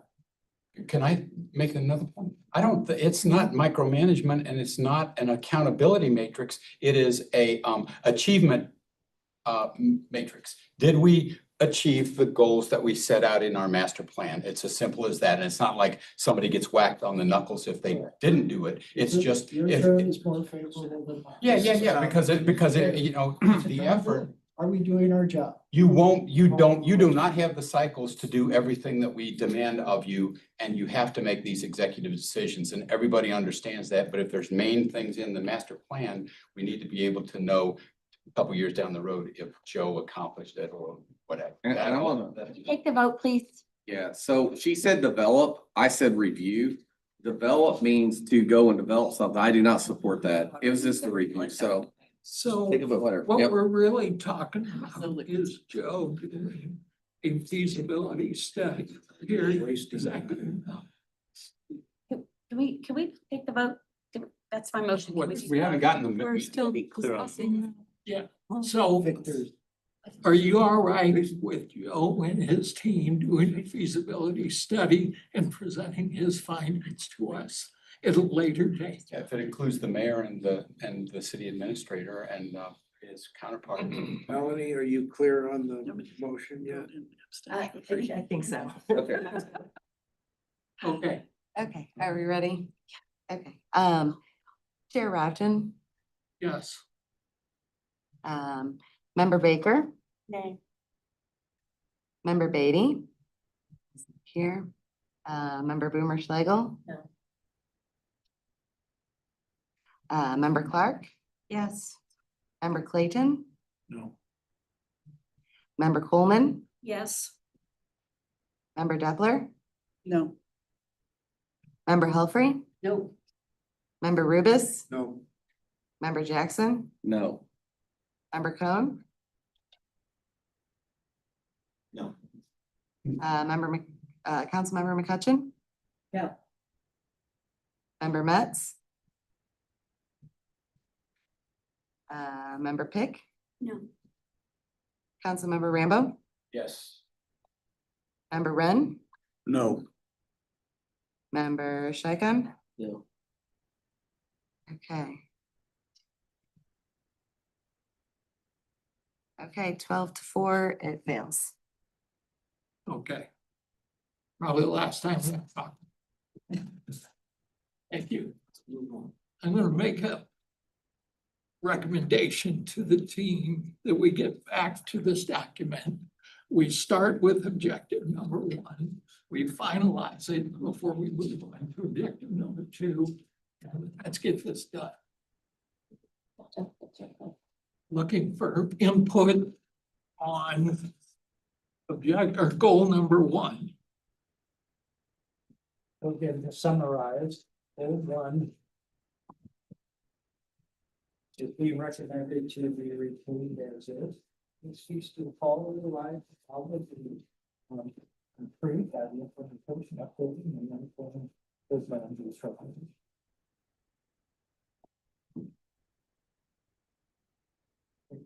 Chair is requesting a motion and second consideration. We have to make a motion on each one, or can we just vote them? I think we've done motions on individual. I make a motion that we retain this. I'll second it. All in favor? Aye. Next. The next one is planning effort should be coordinating between other jurisdictions, service providers, et cetera. For the most part, what I'm saying is we need to basically have a little strength and statement that I'll do first. Make a motions to accept. Okay, that's my motion. I'll I'll second. say. Now that includes Do the we want- Wildwood first. It means when we make decisions, at least the goal is to make decisions, we look at the impact on our residents first, not other constituents. But is that what the thing's gonna say, Wildwood first? Okay. You want to put Motion, the, got a second. so the motion is we're gonna put some teeth into it, but we're gonna leave it as is. And all in favor? Aye. All opposed? And just to clarify, the recommendation was revise and implement all the first program. So yeah, that's the key. Yes. Great. The next is land use planning. Land use and planning decisions need to relate closely to our other elements, inclusive in services, et cetera. Paraphrase it as, let's not do our planning decisions in a vacuum. Does that, Mr. Chair. Gotcha. Yeah, so Joe, when you talk about open space and parks. So I'm thinking about some of the projects we've done before. But when you talk about open space, a lot of times, you know, there's open space here, there's open space here, but it's not contiguous. And I know you have to have X amount of open space depending on the acreage. So is there a way, and would it make sense if the open space is contiguous? Because that way you could actually do more with that open space. Like you could have a neighborhood gazebo there, or fire pit, or benches, or whatever that subdivision would like. So does that make sense, or does that not make sense to have contiguous open space? Having more than having larger contiguous property is always better than having isolated pieces of property. So I think the point being is sure that the goal reflects something into that. I don't quite know how to make that goal say that right now. I don't know the others to help me, but so that would be, it's basically, it says it retain and revise to create a decision matrix to reflect key relationship between the elements and interact and how they interact and apply to a planning project. So I think the next step is to provide you a matrix that basically creates that relationship, so you know that we're getting contiguous space, not isolated individual pieces of property. Have no coordinator relationship. Take matrix out. Take the word matrix out. Okay. Well, we could just say, and let's say that word contiguous open space. So just put that one word in there. On my sheet, to hear what everybody else thinks. You say when feasible? That's probably a good key point, because in certain instances, it may just not be possible. So we. So I'm just gonna ask a question for my own understanding and so it's finally Mr. Bunich. In my neighborhood where we have the lakes, so how, when she says, when Ms. McCutcheon says contiguous open spaces. I don't understand, what would you do differently like in that neighborhood? Because the open spaces are what? Lakes, they're the islands, am I wrong? I'm not understanding them, so I'm trying to understand it. So I'm gonna probably give you a little more complicated answer than I should. So view it as we're building a cake and we're doing layers of the cake. So there's a site that's been submitted for development purposes.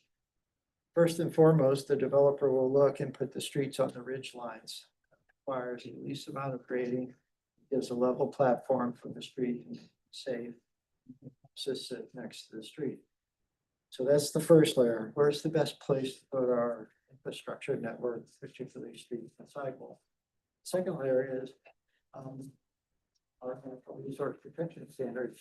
After you do that, we know the ridges will generally be the least protected area. The ridges are next to valleys, and the valleys are the most protected area. So in some instances, we put our streets, we put our resource protection, and all of a sudden we know can't develop there. Also, the valleys are where all of our stormwater improvements go. So that's the third layer. And then we add our public space requirements to that. And we try to link those all together, not necessarily as a contiguous piece of property. That might not be practical. But as Mr. Rain mentioned, but what we do need pedestrian, so to speak, so that there is a contiguousness that allows the open space that's been dedicated in your subdivision to actually be accessible and hopefully usable. So saying all of that, once we set the streets, pretty much everything follows that. Okay, thank you. And actually, that wasn't too much. That was. Should we consider combining 3 and 5?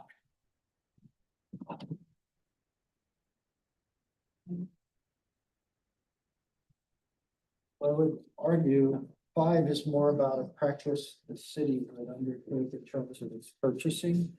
Are we doing everything that we say we can do to protect the environment? Is that inclusive of get recycled paper, we do this, we do that? The other is more of a general land use goal, which is saying that when we present a land use proposal with recommendation to planning and zoning commission or city council, have we taken into account the other elements of the master plan? Are we doing historic preservations? Are we ensuring that community service are from the perspective of capable of accommodating that? Years ago, Rockwood School District, growth was so fast out here, they were basically teaching kids in trailers. Growth was exceeding the capacity of the school district to have space for the kids. So concurrency is what it's called. And so from the perspective of the department, we just want to make sure that as a group, you can't make decisions if we exceed what those services can become. Have you revised the verbiage for goal 3 there? I have not, because I didn't want to make the assumption that you are agreeing.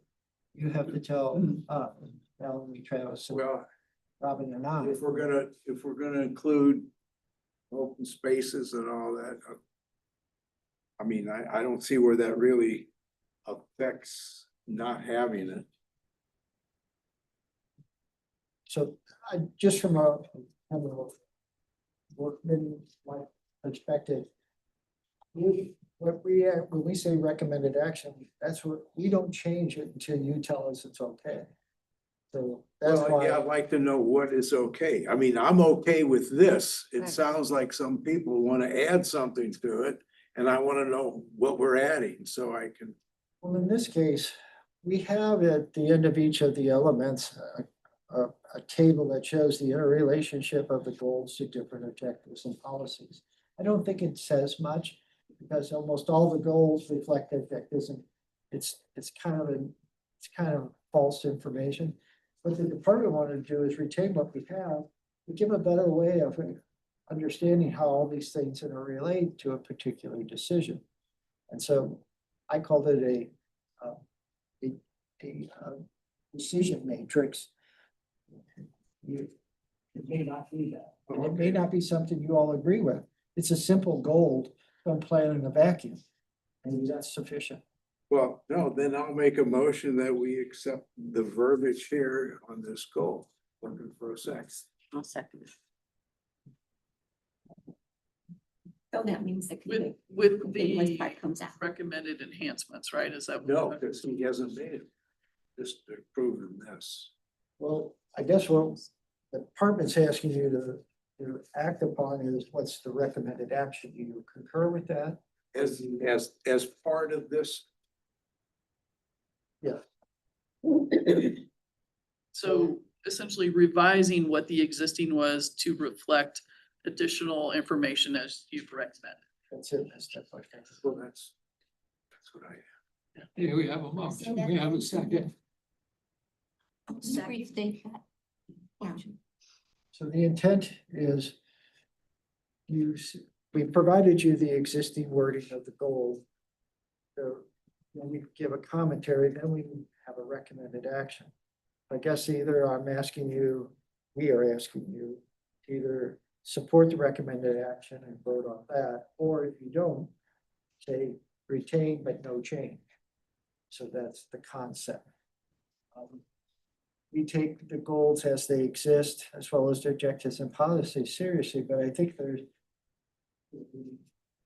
we should be able to show better, maybe this is part of the accountability, how we reach our decision by using the 6 elements that are not the component of Methodology. Yes. Well, this pretty well describes that, right? Well, again, if it's too complicated, or if you think it's unnecessary, or a goal that basically says, don't be stupid, plan well, that kind of thing. Well, this is the goal, right? We're way up here with it. Yeah, we're at We're that. not down here yet, so I'm gonna second his motion to accept what you said. For goal, it's retain and revise as stated. Right, that's what you said? Yeah. I'm seconding that. All in favor? Aye. All opposed? Abstained? Okay. Motion passes. The next goal is the new one that basically said to protect residents' investments in property, buildings and structures. And that's through, for the most part, ensuring that code enforcement, nuisance activities, property maintenance actions are prioritized in secondary to other activities of the city.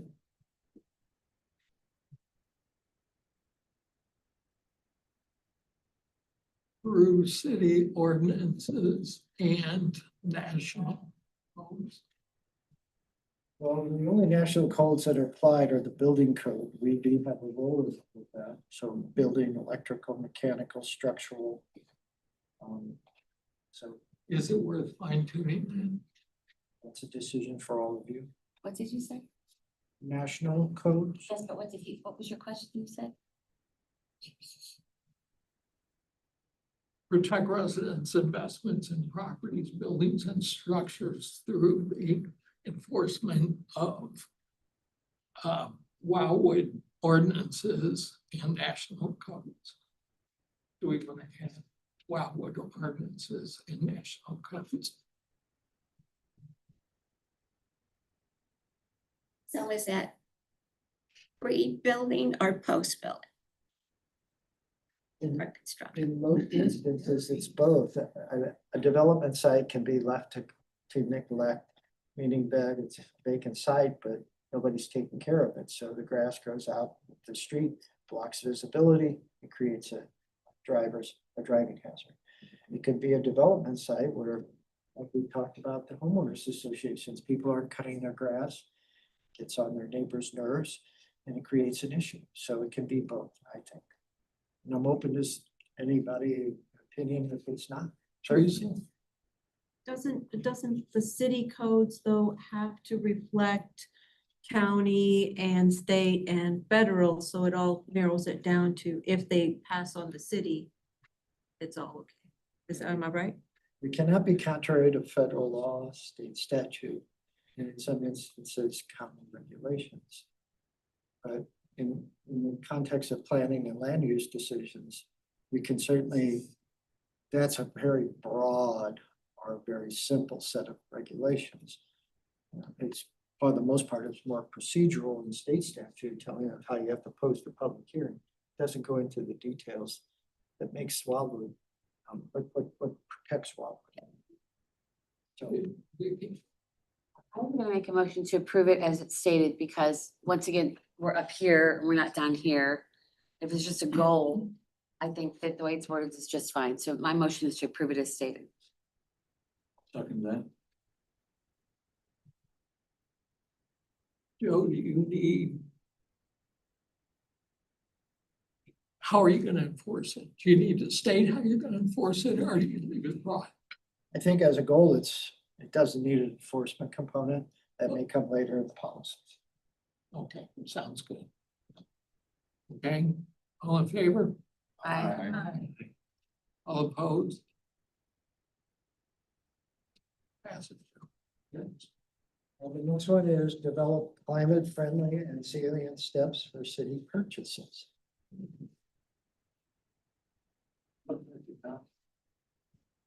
Yeah. Commentary, would this belong in environmental?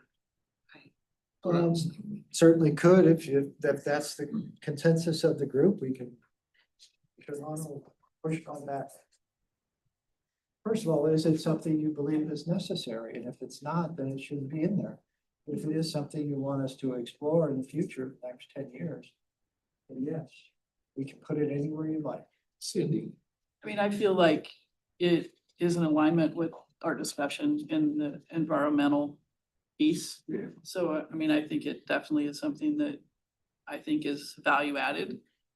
If we want to put it combined with something else, I would entertain that, but. G9. Combined with G9, address the city's resilience to a changing climate and planning, developing and allocating its resources. That would fit right in there. So we could also not even put in there because it that's already says it, kind of, but you know. Oh, you're talking about the environmental. Right, right, Please. that's the plan. You go with the environmental. Yeah. Okay. I mean, if we think we need it here as well, I'm fine with that.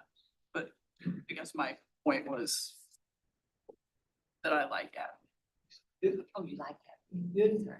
When you read that, wasn't that talking about solar panels, electric vehicles, LEED buildings and things like that? That you use those as examples? The city owns a great deal of property, doesn't have a whole lot of structures and buildings. And it has a fleet of vehicles, we have a lot of right of way. Are there things we can do relative to our purchases? The striping material we use on roads, is that environmentally friendly, or does it have some side effect to it? Here's a hypothetical. You need to replace a vehicle. You go out and you get bids. An electric vehicle is $2,000, $3,000 more than a gas vehicle. Are you obligated to go with this and buy an electric vehicle? It's not a law. So no. But when we present the bids and say we've done regular gas vehicles and we've done EVs, the cost is more, but our goal in our master plan says we should be more climate conscious, have salient steps to protect the environment. So it's a decision based upon available funds, but it's also, there's a backdrop to, is this following our plan? I can see why it's clear. Okay, so I'm truly not trying to make everybody crazy. But I will say that when we had this discussion with solar panels, I did my research. Travis will tell you, I handed him a whole lot of stuff about some of these things, not all of them, But some of these things are very climate friendly on the front end, and then on the back end, they're an absolute disaster. So case in point would be solar panels, which I'm all for, but they are a disaster when you take them down. So I think that if we're going to do something, it should be a goal and it should be extremely vague, because in 5 years, something totally different in technology might be around. And we don't want to, I don't think we want to hamstring ourselves in there. And I also think that when you speak about environmental protection, that you're not doing anybody a favor if you don't follow it all the way through to the end. So that is my personal. To build on what. Sorry. To build on what you just said. Consider environmental impact decisions on all purchases. It means you looked at it, you considered it. But you're talking about purchase. What about disposal? Well, what I mean. If you've got that's a to. purchase, I mean, it was regarding. You could add that in there, like. You could add short and end-to-end long term, assessment. like the Life cycle cost. Yeah. Yeah. I mean, so just don't put us in a box where we can't. They call that life cycle. Right. Or end to end. Teresa. So I got a question. Is this about what we do from the city or what our suppliers are doing? You know, like, are they a green company? Are they, I mean, you've got the three things here: greenhouse gases, plastic, and other throwaway waste. What about, energy? What about water conservation? What about, I mean, I think that there's some more things that could go in there instead of less. And I like it in this spot because of the purchases part of it. I see where you were going with that, because it is a planning issue with the city and not, maybe it could be in both, I don't know, and the environmental and this, but because it's a purchase, it would be a goal for, you know, just waste management and climate change. There's just a few other things I would put in there, not just greenhouse gases, plastic, and throwaway waste.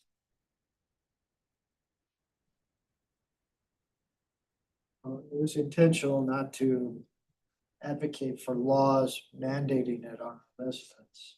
It's just the easiest thing we can do is control how we react. If people see we're doing right or wrong thing, they can make their decisions at their own home. That's part of it, is just being a leader and you do to protect the environment. Good budget management too.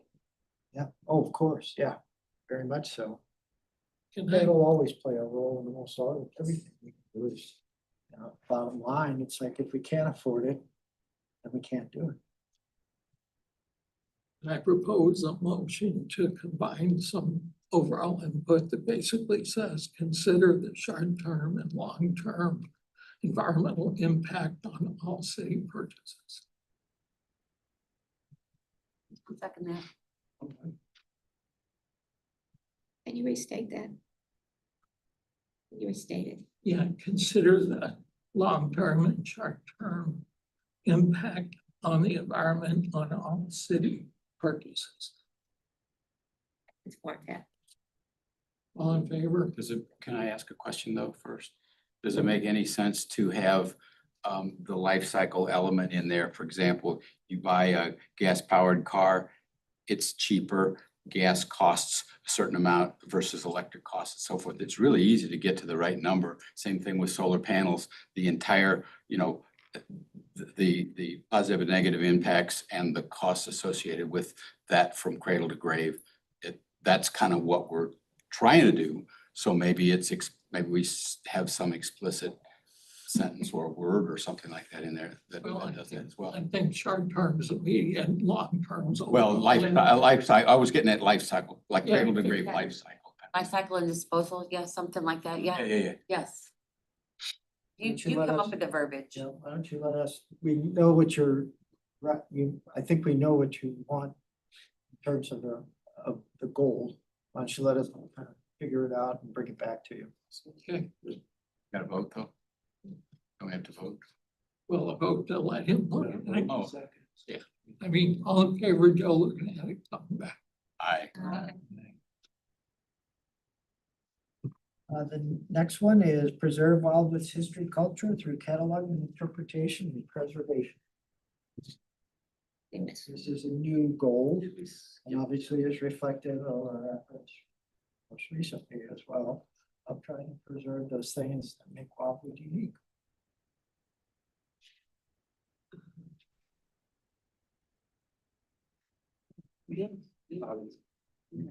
I'll make a motion, we accept that. Give us a second. All in favor? Aye.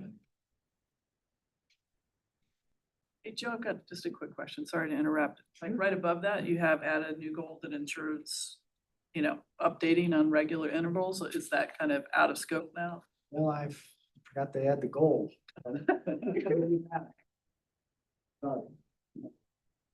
That's been overcome my offense. I apologize, we collectively missed it, and obviously I didn't pick it up, so I'll have something for you at the next meeting.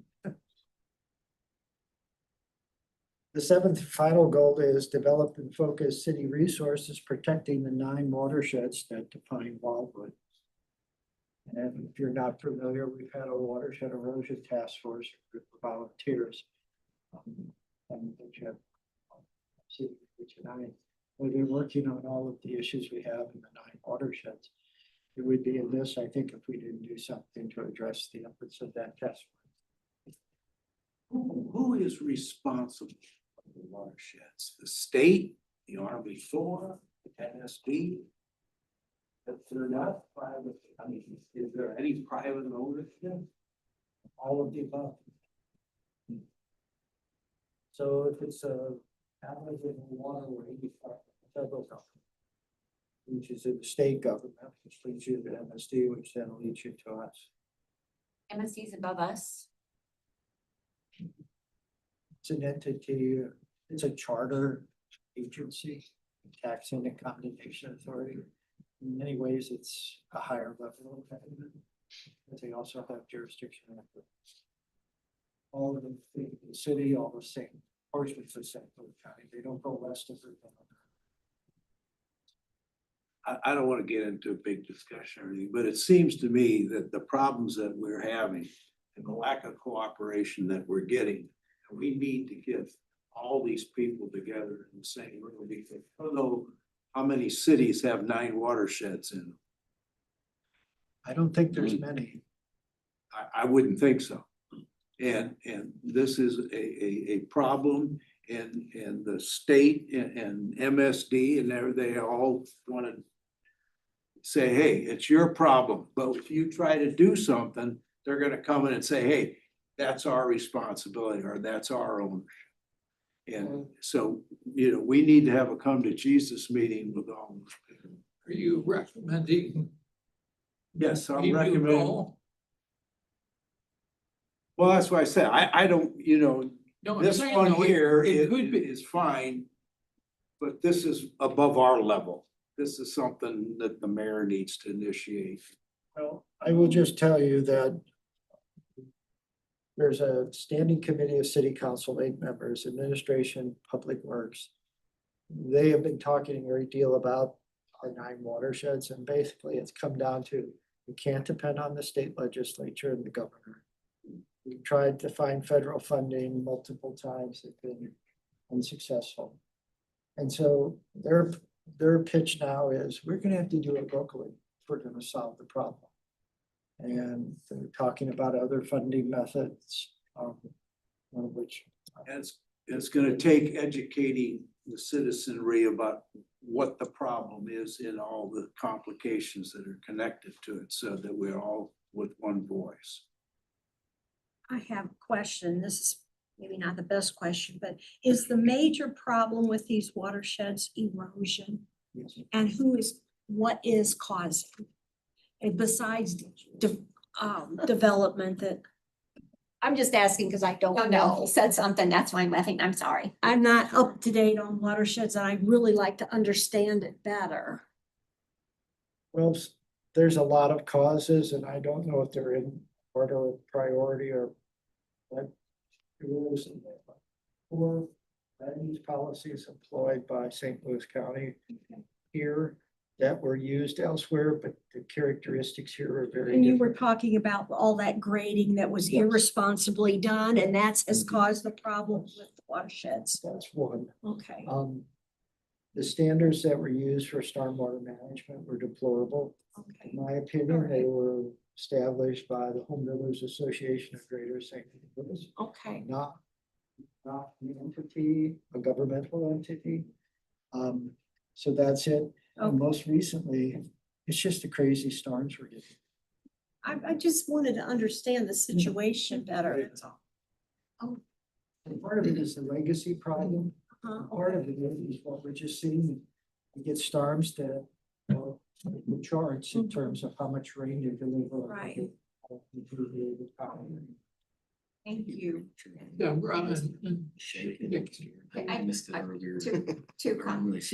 One, the city and the council has done their best to get all these key players together, either one by one or as a group. And we cannot get them to support in any way our watershed erosion problems. I can't tell you how many times I've had MSD in Ward 5 and gotten nowhere, even with a group of people. They're just not gonna help us. You know, now MSD does have a list and you can get ranked by projects, then they'll pick their projects and they will do those. But just in general, they're really no help. Now, that's my opinion. I don't know if Joe agrees with that or not. So we've tried. Not to say that we won't keep trying. No, I just wanted to do that. Problem, yes, I've been, but we just can't sit here and let it happen. I mean, we got 35,000 people. Next big storm, we may have less than 35,000 people, and the rest of them will be located somewhere downstream. Well, we've got a couple houses right now that are close. Yeah. That are very close. I really don't have anything to stand up. Thank you. Other than I would make a motion that we do put this in as a goal. I think that's a good goal to have. So. second. All in favor? I have an amendment to the goal.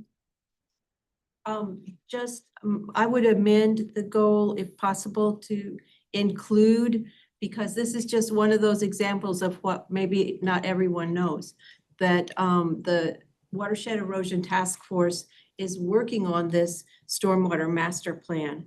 And they have, Joe Farmer has done so much work on putting together the data to follow and to make it better. And along with Joe Venich, they have come up with a really good plan for addressing this, even though we have been rejected by the governor and different things, and they are on a good pathway. So I would include that in the goal. I would amend it to include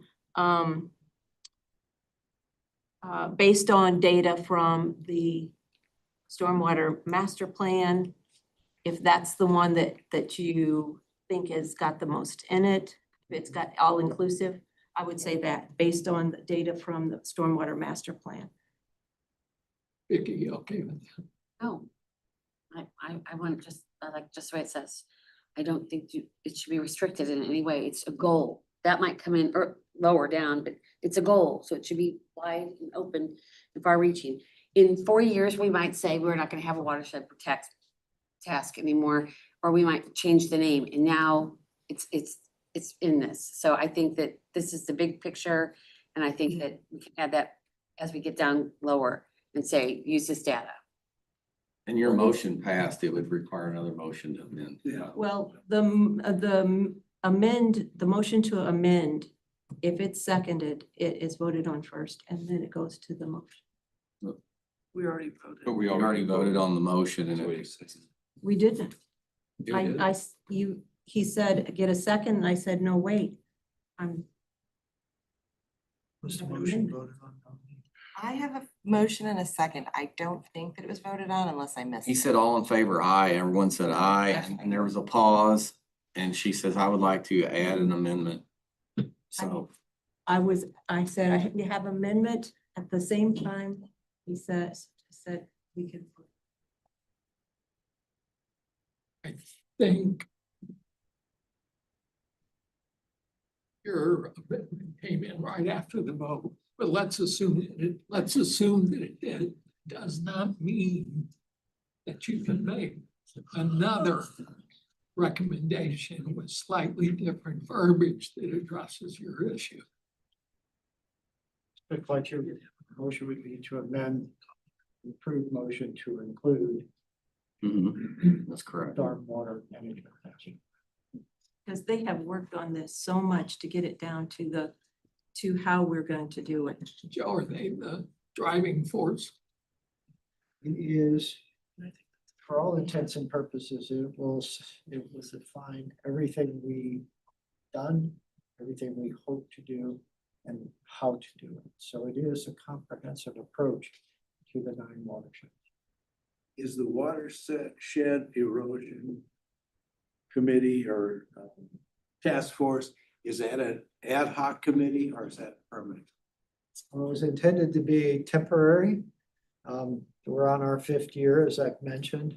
I think there was an assumption that the situation wasn't as bad. We found out very early on it was. And then there was also an assumption, despite the situation, there's got to be money for this. Everybody must be going through this. You know, our weather isn't just isolated to St. Louis. Could we insert something in here as a goal or something that we make the task force permanent and a sunset clause of the next 10 years? Actually, would suggest that as a policy. Okay. So the overall goal is to protect the 9 watersheds. Policy, how to achieve that is to retain watershed erosion task force until we have a set of solutions. I would change that amendment then to include the watershed or the stormwater master plan in the policy. Second, And is that as a policy? Objective. as a policy. Is it policy or an objective? Yeah, I'll second. Plan's very specific, so I would prefer it as a policy, but certainly if there's other opinions across the room. Does that need to be an amendment or is that just a new motion because it's in a policy? So that passed and then either way, it's gonna work out for you, it sounds like. So what's the most correct way? It doesn't matter, I guess. You're gonna put in the policy, right? Well, unless you tell, no, unless there's a vote to add it as a policy. Yeah, Robin. I was just going to note that we have a similar instance in here. Of course, we haven't voted on anything, but we have preserved Wildwood's history and culture through cataloging, interpretation, and preservation of the city's important landscapes and landmarks as a goal. And then we have adopt and implement the city's historic preservation plan as an objective. Maybe it'd be more appropriate as a policy, I don't know, but it's a very similar situation. Okay, let's back up to where are we? He's got a great idea. They combine them. Yeah, Go ahead, state it. The motion to combine the two. there you go. Yes. And that's your motion. I'll second it. What is the motion? Lewis has stated that we, as Robin just identified, we have a goal and an objective for the historic preservation plan. And for the watershed erosion, to combine the two, the master plan for stormwater management, combine the historic preservation plan, and make it a single goals, then have policies for them. Am I saying that? You just combine The same thing, Yeah. Maybe I'm missing something. Well, there are 2 planning documents. Do they deserve 2 separate goals and sets of policy, objectives and policies? do we combine them and then just have a single set of objectives and policies for both? Forgive me, because you want to combine historic preservation with The watershed.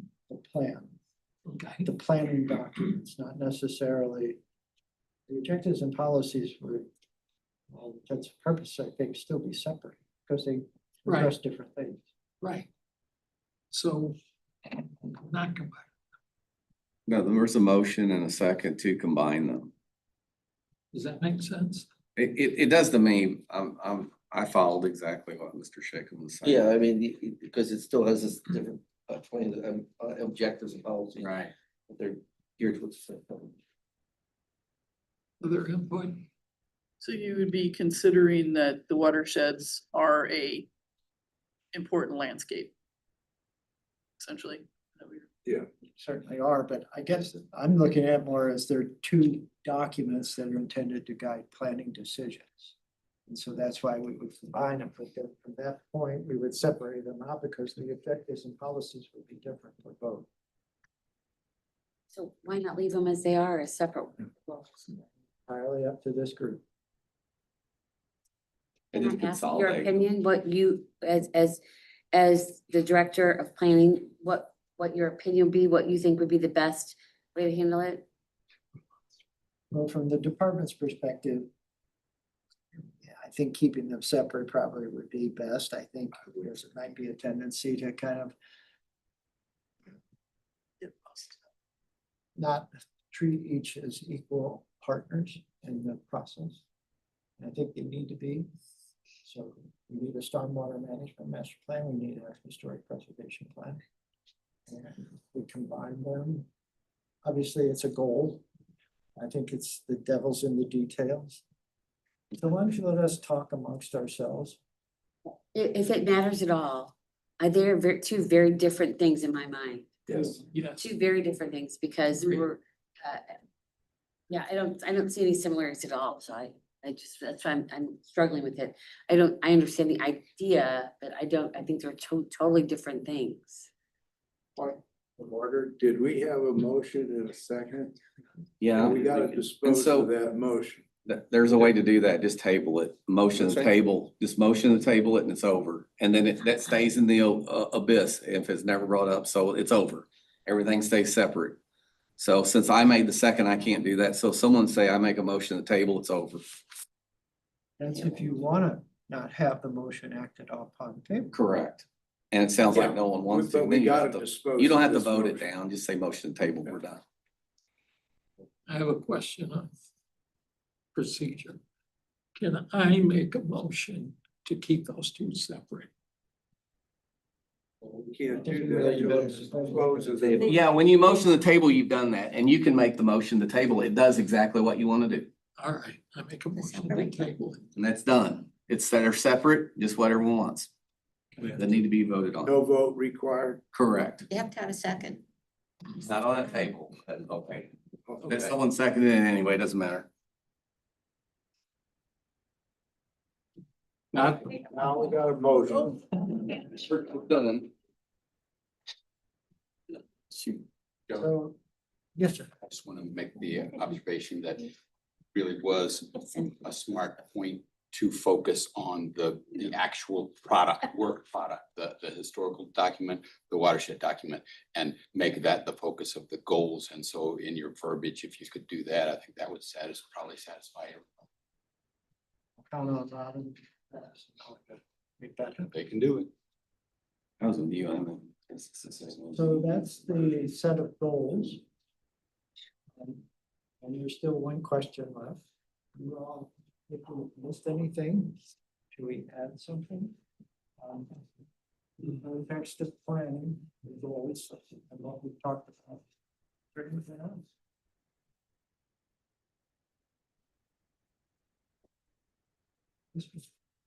Would the strategic planning process go in this? Because we've developed that over the last 5 years now. And we, so that in a planning, in the planning element, I would think the strategic planning process would be identical.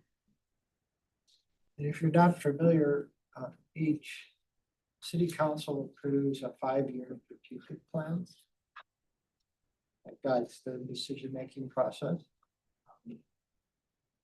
We covered the gamut of things, the current 5-year strategic plan. Number one goal was to bring new methods to the model. Second goal was to basically find new revenue sources. And the third was to address stormwater erosion.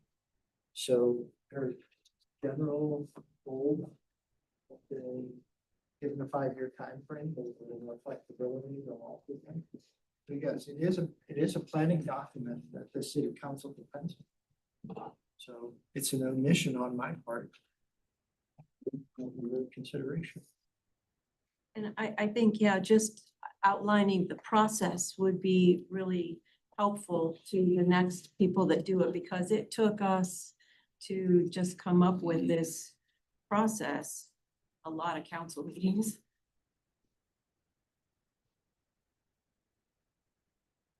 With your. Sorry, no, go ahead. No, Something different. Please. Since this is a planning document, should we not have some sort of goal related to development?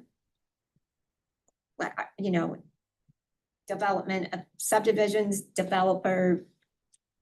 I think you'll see that as we get into the objectives and policies. And if not, then we can certainly. With your permission, take a stab at the strategic plan. As I said, I think it was an omission, and bring it back to you and let you see what we've done. I'd Sure. like to see it. Okay. Mr. Chair, it's 8:21. I would probably say it's a good point to conclude if there's no other additional new goals to consider. Selfie. I have a request to that. So sorry, because I really hate asking you guys for stuff because I know how much you do for us. But when we come back next and we go over the objectives, is there any way, because we're goals and objectives and policies down, is there any way that when you have an objective that you could just kind of say this supports above goal number 1 or whatever, just so we know? Because if I understand it correctly, that's how it should go. We shouldn't have an object there somewhere that's just kind of hanging out on its own and doesn't support a goal listed above. Am I correct in that? Certainly, each goal should have a set of some objectives and policies to achieve. So, for example, like when we look at the first, if there's any way that you could say to us, you don't have to write it down, you could just tell us, this first objective is for goal, it supports goal number 4 above, or whatever. That would be truly helpful to me personally. We'll certainly give it a whirl. I mean, even if you could just say it, that would be great. Thank you so much. Yeah, it'll be a single sheet, so that basically creates the interrelationships. Thank you. Well, really, you'd only have to do it on the new ones, right? Because you've got it here in the page on the Exactly. existing. That's why I think it's reasonable or something that we can accomplish. We'll incorporate what's there. Okay, next meeting will be August 19th. I just want to make a short statement about the discussion tonight. I think we had a really good discussion. I think we might have got off in the weeds a little bit, but then we all gathered around and we brought it back, and we were very pointed and very structured in getting through these objectives, or these goals rather. So I really appreciate all the input. I appreciate just the amount of effort it took to get what we got done. So thank you very much.